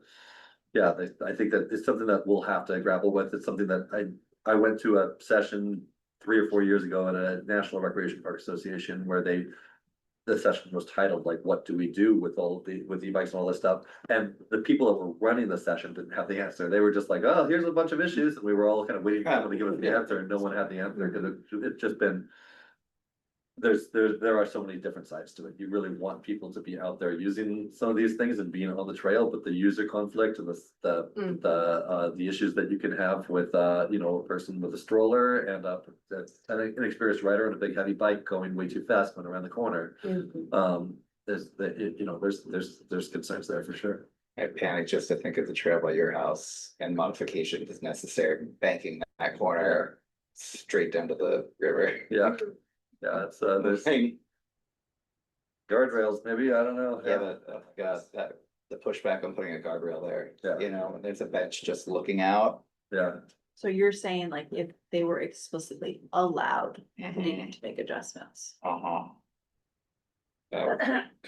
some of the more dangerous areas are definitely not easy to navigate, so how would you segment if you were to allow?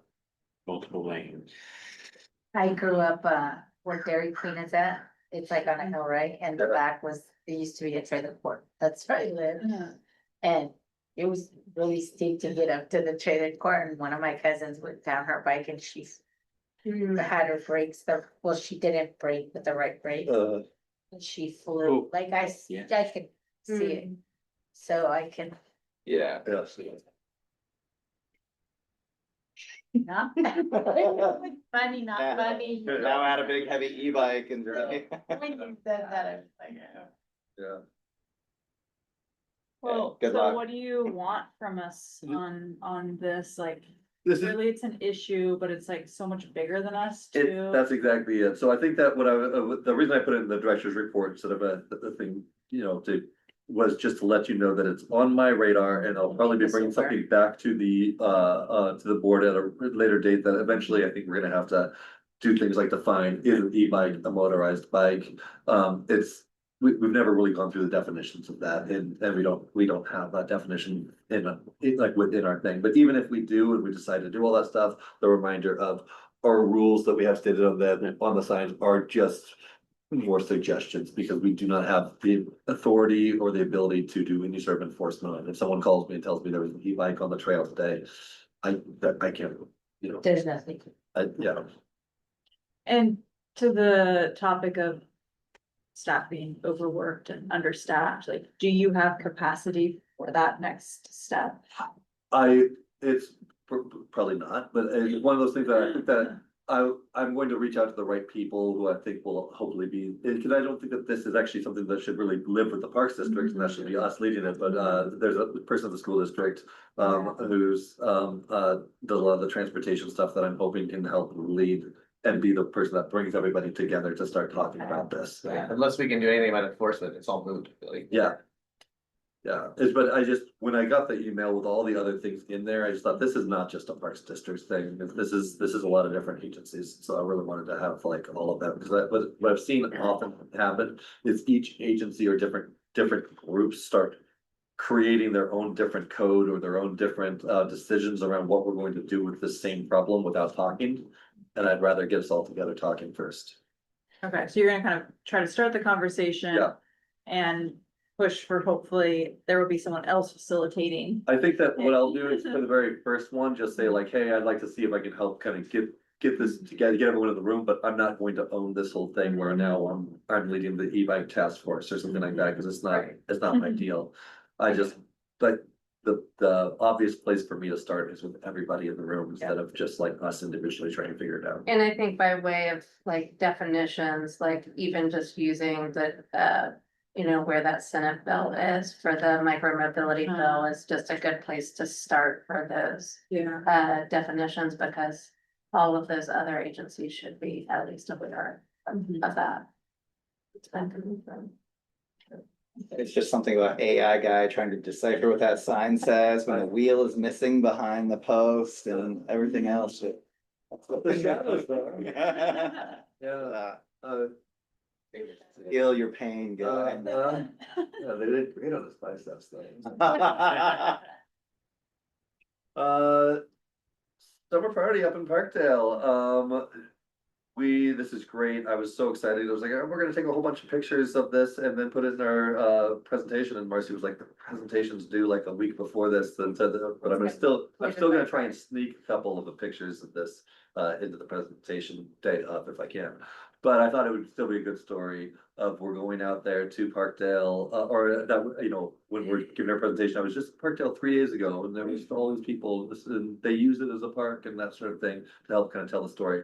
But I was also thinking about, if there's any stories we want to tell up there in Parkdale Park, if there's anything that, you know, if. I think, I mean, we're putting this on. I think if we want, somebody wants to say something about it, like how, look at this event, it's beautiful and this is what Parks and Rec can do with a lot of other places. And I could put translating all at the same time, so it's in both languages, so you guys are welcome to do that during the event. I mean, I'll say something regardless. Well, thank you for putting this on, and thanks for putting it in Parkdale Park, this is awesome. Thank you. You know, community. Yeah, So do you think like having a table or booth there that people can come up to, or are you thinking? It's up to you, Yeah. We're offering people to come and table if they want, I mean, there's no fee, it's just really wanting the community to mingle together, I mean, one of the ladies that helped with the CUSA museums said that it's kind of divided, and the whole point of the event is to unite the community. I wonder, about having like an actual presence there. I mean, or to having get- something that represents Parks and Rec, Yeah. a banner, or I don't know, whatever. When Parkdale Park comes up, like, or when it's come up lately, I keep thinking about how we hear public comment about a lot of the other things. But I've been on the board 2 years and I don't think we've heard public comment about Parkdale Park, so part of me is like, do people in Parkdale want us to save it? They do, And I think, but Yes. yeah, I mean, it's just, and we don't hear it directly, and maybe that's on us for not having a good way for that to occur, but we sure heard directly about Barrett Park a few months ago, like that sort of thing. So I don't know if this is a time. Again, I to think it goes hear- back to our telling our story and, Linda Maddox Yeah. suggested having a projects page. And so I think that, make, like, how many people are aware that, even possibly an issue for them because it's Yeah. always been there. Yeah, And for the people who do, they're like, of course we want you to, so I mean, I think it's a little bit of like, how many people know, yeah. right? So lots of work to do on messaging. well, I will at least be attending it, just personally, I was already going to be there and taking pictures and everything like that, but I was actually, the person that sent me this poster was Michael Mills, the owner of the property, and he was like, "Oh, hope I'll see you there," so. who, does anybody do the maintenance on it right now or not? Yeah, Michael has, I don't know who's doing it this year, but he's traditionally been, a guy, I think Micah, who lives across the street, the people that were doing the wedding They're venue still there. Yeah, they were doing. Cause it looks a little shabby, and I have a couple of volunteers, that are willing to help, but I don't wanna like step over. Oh, I can put you in touch with Michael, cause I'm not sure if they have that deal going this year with the wedding venue group. There was Yeah, some it says issue. that they're not. Yeah, cause I don't think, he didn't, I don't think he wanted to commit to a very long-term thing with knowing that we could be purchasing it midway through and some other things, and so they were. And so, yeah, I'm not sure, he had somebody that was living in the house there, but I think that person has just moved out, I think they were trading like some maintenance and such for it. Got So. it. Okay. But yeah, I will put you in I'll look out for contact with him. Put it on my calendar. We'll try to get Good. there. Yeah. Fun. And then, I just snuck this one in. Oh, I used a little slide there, but, yeah, so the bench is in, you probably noticed it when you walked in today. That, the bench honoring Naomi Frisbie, so there was, her, what would have been 104th birthday party, last week on the same day as our, as our open house, but the water rubbish group had a big potluck here and they dedicated the bench on that day, so. So amazing. So yeah, it's it was great to finally to get it installed and put in right there on that day. And it all tied up with a ribbon to the unveiling of the plaque at the moment, so. Nice. Yeah, was very thankful to the board for allowing it. It's been an honor. So that I close the loop. Say that. And then one last one right there. So this one was another one we kind of snuck in there, but we want to talk to you just a little bit about the recreation programming versus contract programming that we've got going on. So typically we've done our contract programming with for recreation, which is when we have an outside group that goes through us for registration, and they will usually provide marketing. We put them in our newsletter. We go out there and physically try and get people to go to their programs, like out in the schools and such. We take in the registration, collect all the money, distribute that and back to the groups. And we usually do like a 70-30 split, which this is very standard in Parks and Recreation. There's a lot of places that do a split with a contractor. We're usually the ones that are in charge of booking the facilities for them, and now a lot of that's kind of with the new the school district now allowing groups to book directly through them. And now kind of talking about the whether or not they're going to start charging or not. It is throwing us into having to kind of rethink how we do this. So the first group that decided not to register with us and to leave us was the brand new soccer association. And so 3rd through 8th grade soccer now will be out on their own. They are now taking their own registration, and they are booking directly through the school district and not doing anything with us. They did come back and said, well, we still would like to partner with you. There's some things we would like to do. And the things that they had brought up in their meeting was marketing and outreach, event management, and coaching resources.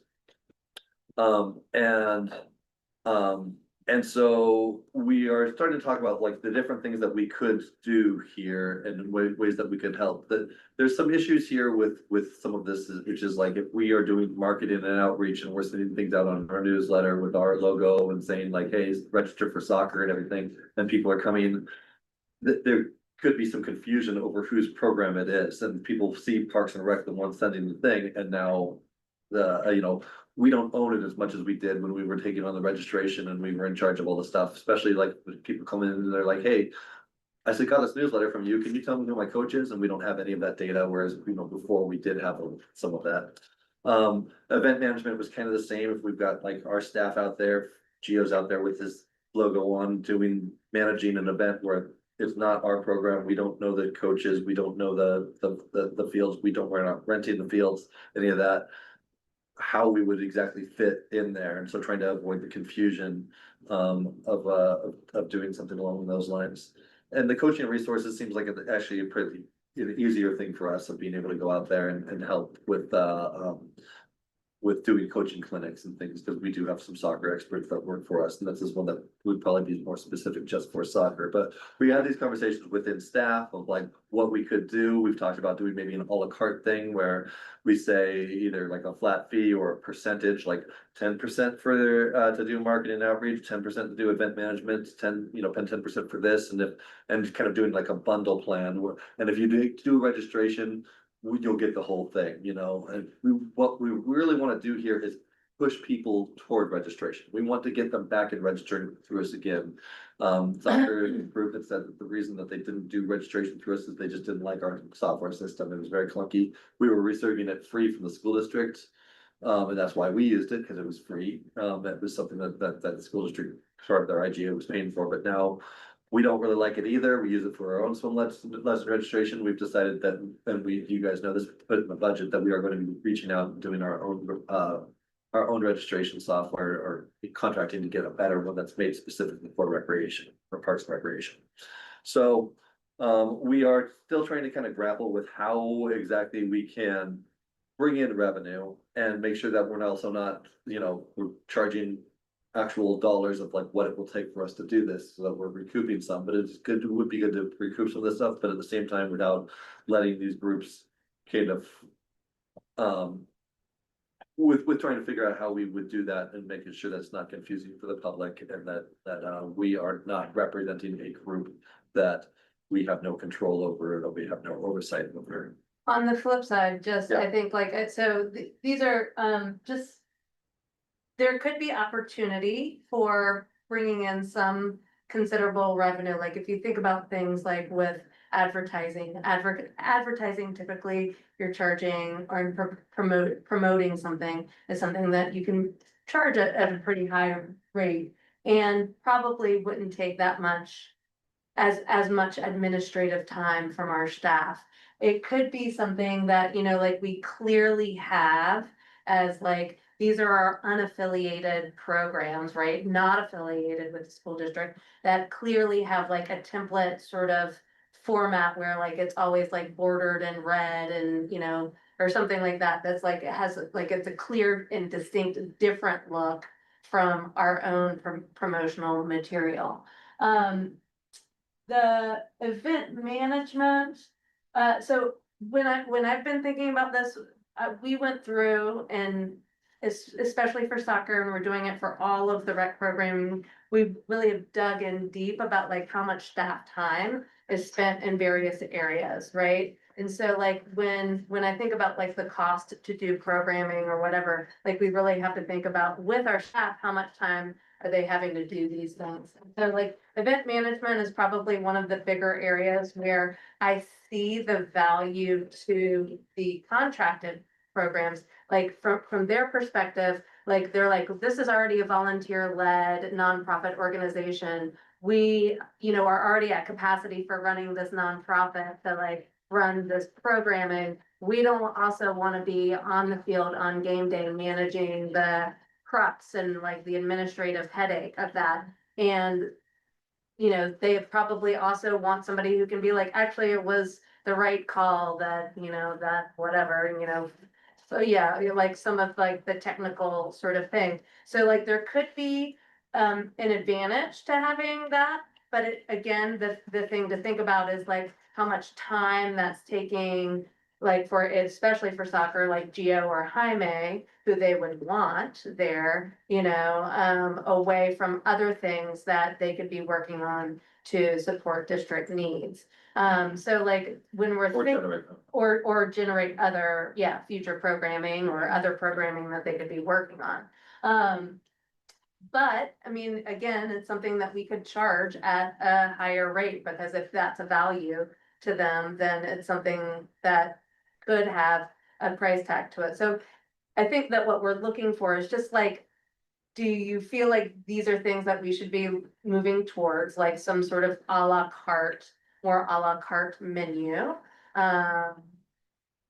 Question, do you guys know if the school district's still planning? I mean, last I heard when I talked to the school board members there, of what the one I spoke with extent for quite a bit. They still intend, at least on her mind, give us the priority over these programs as far as program scheduling goes. If it's our program, if it's a Parks and Rec program.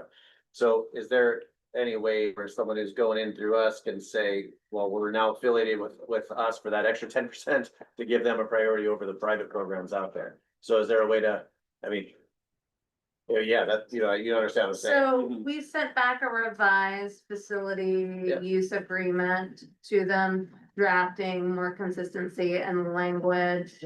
And saying that, in the proposed draft that I sent, I took out, the language that any district run program. So I took out whether or not they had in a contracted program versus a non-contracted program. And then I cleaned up all of their language and made sure that it was like, and basically it was just anything that the district does for parks and parks and rec services.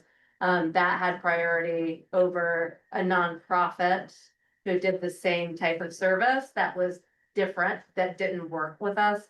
And then adults, Yeah. because that was also a sticking point, took, lower priority, beyond that. But that we don't know, that the That hasn't draft to be been sent in, we That haven't hasn't heard been anything yet. Right. Yeah. That's well, okay. I like what you're talking about here and thinking creatively and all that. My question really lies more within like the pinch point of. When we secure spacing versus registration for people and cart before the horse and the imaging on that, if we're like, cool, we have all these things for you. Yet we can't actually secure that space. I don't know how many times we could burn somebody before they'd be like, yeah, we're not gonna go with you, no matter how great that is. So it's really about if people come to us, what guarantee do we have that we can secure that for them before they start the process? Well, I mean, I think at this point, the school district so far is saying that. And even in their own drafted language, that district-led programs would have priority over nonprofit. Other not-youth nonprofit. Whether or not they go with all Hood River affiliated programs remains to be seen, or, if it, programs that are contracted. Remains to be seen. And if that happens by potentially September 26th or whatever they were saying, they may change, does that make everything else null and void? I mean, that was our conversation before of what stage where we have to say it's time to pull the ripcord. Well, the IGA is good for another year. One of the things that we also suggest was renegotiating the IGA. And ensuring that a facility use agreement was, we have a facility use agreement that we're working with right now. And talking about any pinch points that they have and still continuing to work under an annual, an updated facility use agreement each year. So really, I mean, we would have at least a year to try this on for size and see how it goes.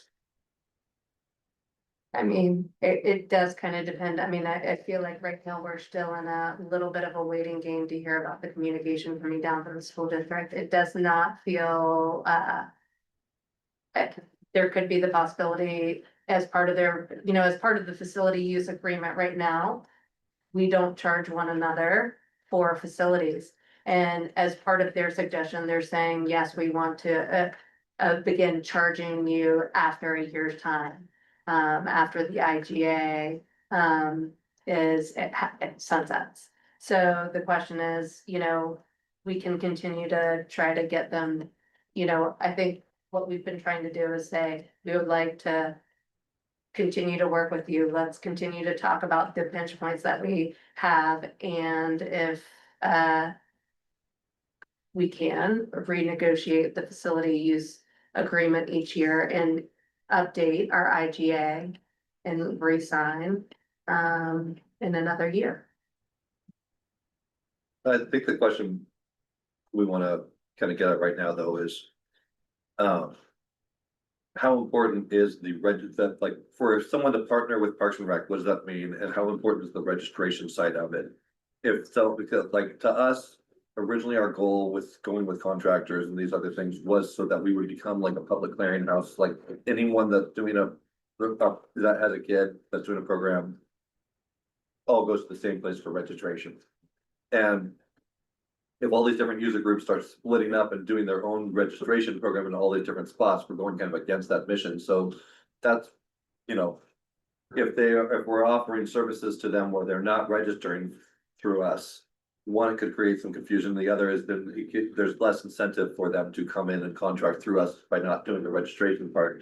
Right now, it's been just about everybody except for Little League and swim team and water polo. And there's a couple others that register on their own, but like most places were coming through us. Now we're at a point where if you're registering a first grader and a third grader for soccer, you need to go to two separate websites, create two different logins, page and two different spots, and the public just doesn't understand that. So we'd like to be able to bring it all back to where you can do it all from the same shopping cart. And so if we are offering marketing, event management, coaching, and all these other things, and they're not taking the registration from us, we're moving kind of away from that goal, and it still is something confusing the public. So whether or not the board thinks that we should be exploring these things of doing the à la carte menu and offering all these different things, or if we should really say, like, if you're partnering with us, you're doing registration, and that's part of what we're doing. I received some feedback from somebody who works with soccer on this topic, which I'll share with you when we check in too, because it's like kind of in the weeds, but I think one of my big takeaways was this is a little bit of our own doing by not having addressed the registration issues sooner. That it's not been a great system, and we all know that. You get what you pay for. It was free, like that's a justification. Sure, it's free, but you get what you pay for. And so I think we should be considering other approaches right now, and in the meantime, be continued with the plan you have to figure out what a better system is, and they may come back, others may Right. come back, but like, I don't feel like we should right now force people to use our registration system. No.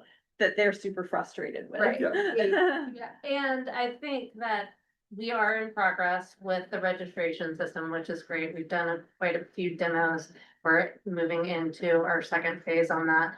And I think the goal is like part of what they can do is help with a lot of that communication through automatic text messaging and email blasts if there's, you know, an issue and that sort of thing. So hopefully they'll see it as a decrease in the headaches that they're having to deal with, you know, administratively. So future goal, yes, would be to get them back. Their new system isn't great either.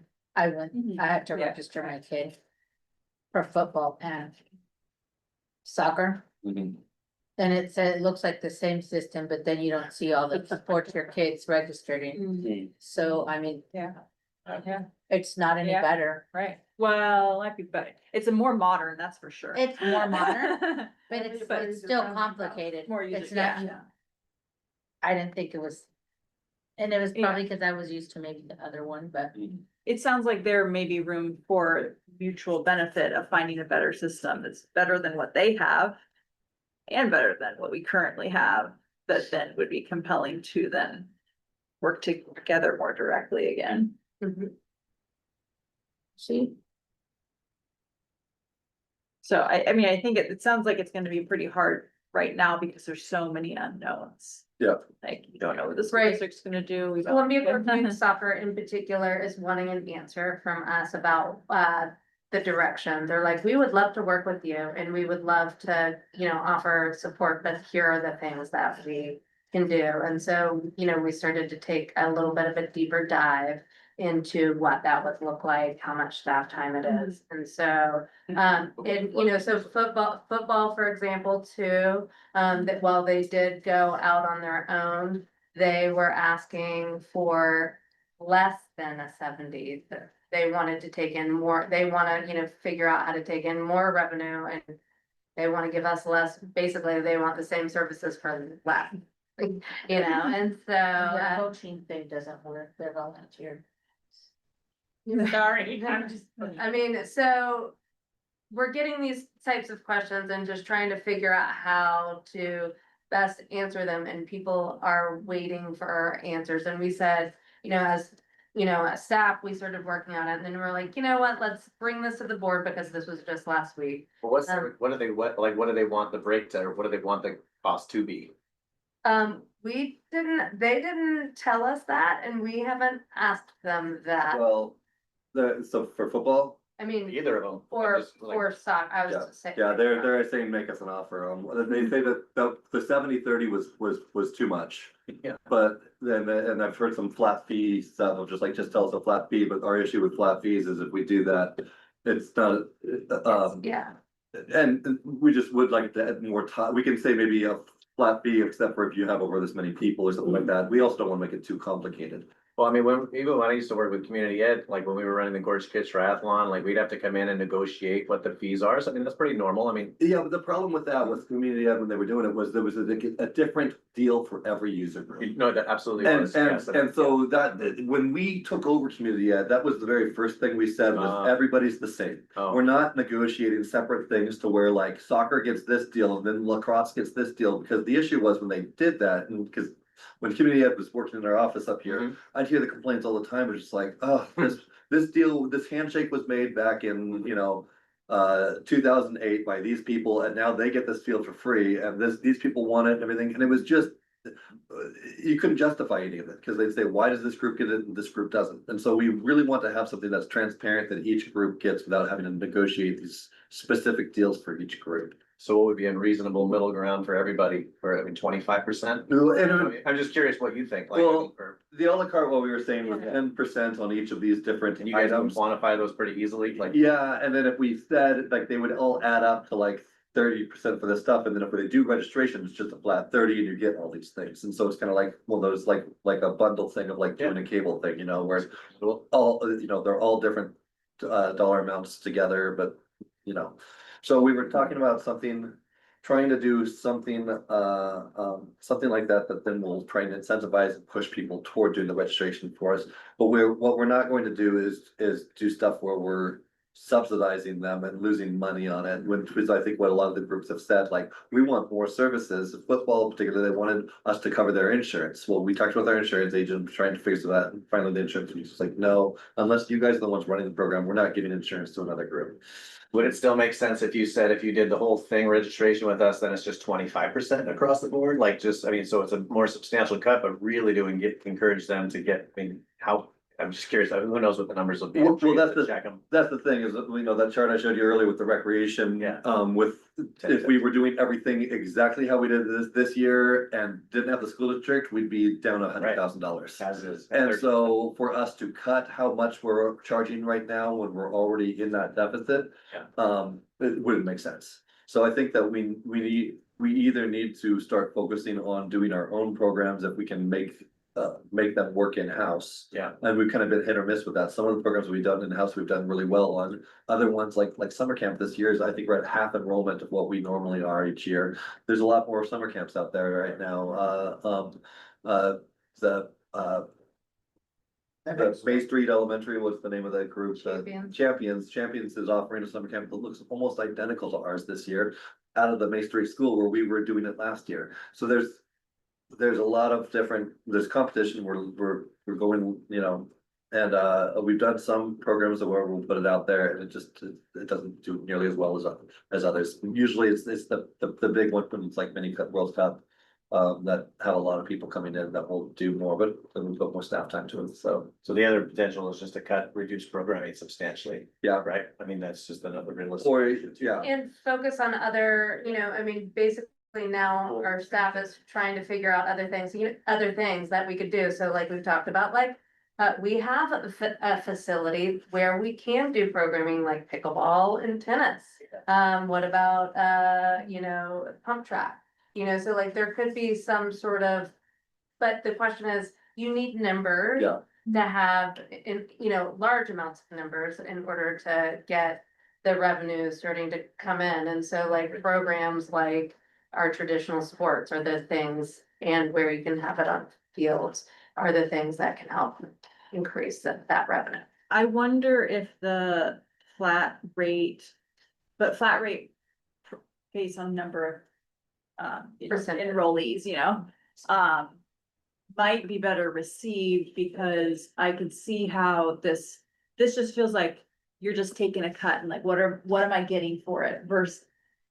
And I know they're getting a lot for it, but if it's flat fees for, you know, the marketing and outreach, making sure that you cover your costs to do it, that they may then see the value more than when it's this 30% cut that just feels like you're just taking a whole bunch of the money we're bringing in. Yeah. And it's more like amorphous, like, what is this for? So I think it's a worthwhile thing to try to figure out, like, those packages and what would that realistically cost? And it may be too much and they won't want it. I mean, and we have done a pretty deep dive in like the actual cost and hours spent on each thing. And then, you know, then where that charge amount would where it would actually be. And we're coming in for soccer in particular, you know, like if you're looking at it based on program, close to that for those buckets at close to 10%. I mean, give or take. Sure. So. What isn't the real value add for us is a new registration system. Yeah, I mean, this interim step is. And the new Hopefully. registration system's gonna be, it's needed, it's necessary for just facilitating swim lessons, our pool, and all of our current program. The fields is the other one. Right, so if we had the ability to schedule the fields for them as it has been in the past, that is a big value add. Right, or just like all of the administrative lift of navigating that.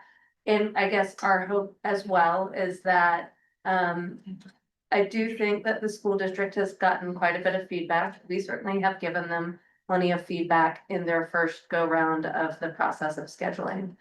What I think I think they haven't even implemented their new Facilitron, which is their new facility scheduling thing. I think that they believe that it's going to be a smooth and easy transition. And, you know, what I'm hopeful of is that they will begin to recognize the things that our staff has been doing, you know, in the past few years to navigate that administrative headache, like the doors are still locked.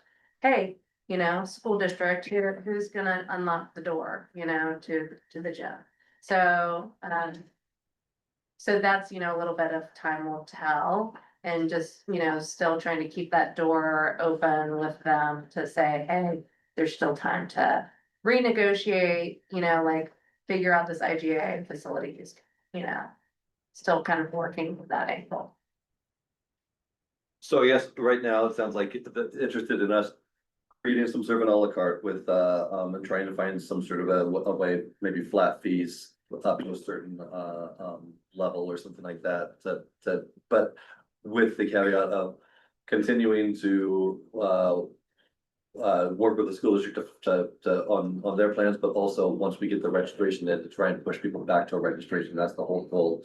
And also reaching out to these groups as we're doing this to try and say, like, what is it that you really want with registration? Are you willing to come back? Really trying to push them to come back to the registration, but working with them until we get that registration in some certain other way. Just trying to like not undersell us and set some precedent with something like that. Like, no, actually, we like this. We were gonna, but we can always change that later. And also, it's just gonna have to pencil out for us because we've got a certain amount of begin fund balance that we're gonna roll over to this next budget, but outside of us either figuring out a way to like create a bunch of revenue with all this, which it sounds like most of the user groups that we work with just want to pay less and less or not want to pay at all. So unless we can find new ways to make money or pass some sort of levy to subsidize it, we're looking at some decisions on recreation on you know, how we're able to continue to manage it, because we don't have any extra money for recreation. And we've talked about earlier in this meeting with all of the budget woes of where we're at. We can't take on more. We can't push more with the recreation to it. Never, you know, when we took this from the school district, we said we would do it if we could pay for it. And, you know, and then what happens? You know, using their facilities. Right. Yeah. So. Okay. That is it for Director's report. There is an executive session that, is kind of a brief, follow-up, from the board right here. So. Okay, Lost our public, so he's gone. oh, well, yeah, we still need to say it. So I'm gonna go ahead and read this and then you'll stop the recording, correct? Okay.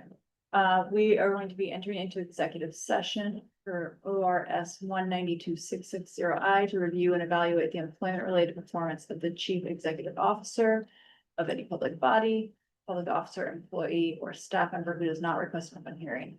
The district board will now meet in executive session. All members of the audience are asked to leave the room. No decision may be made in executive session. At the end of the executive session, we will return to open session and welcome the audience back into the room.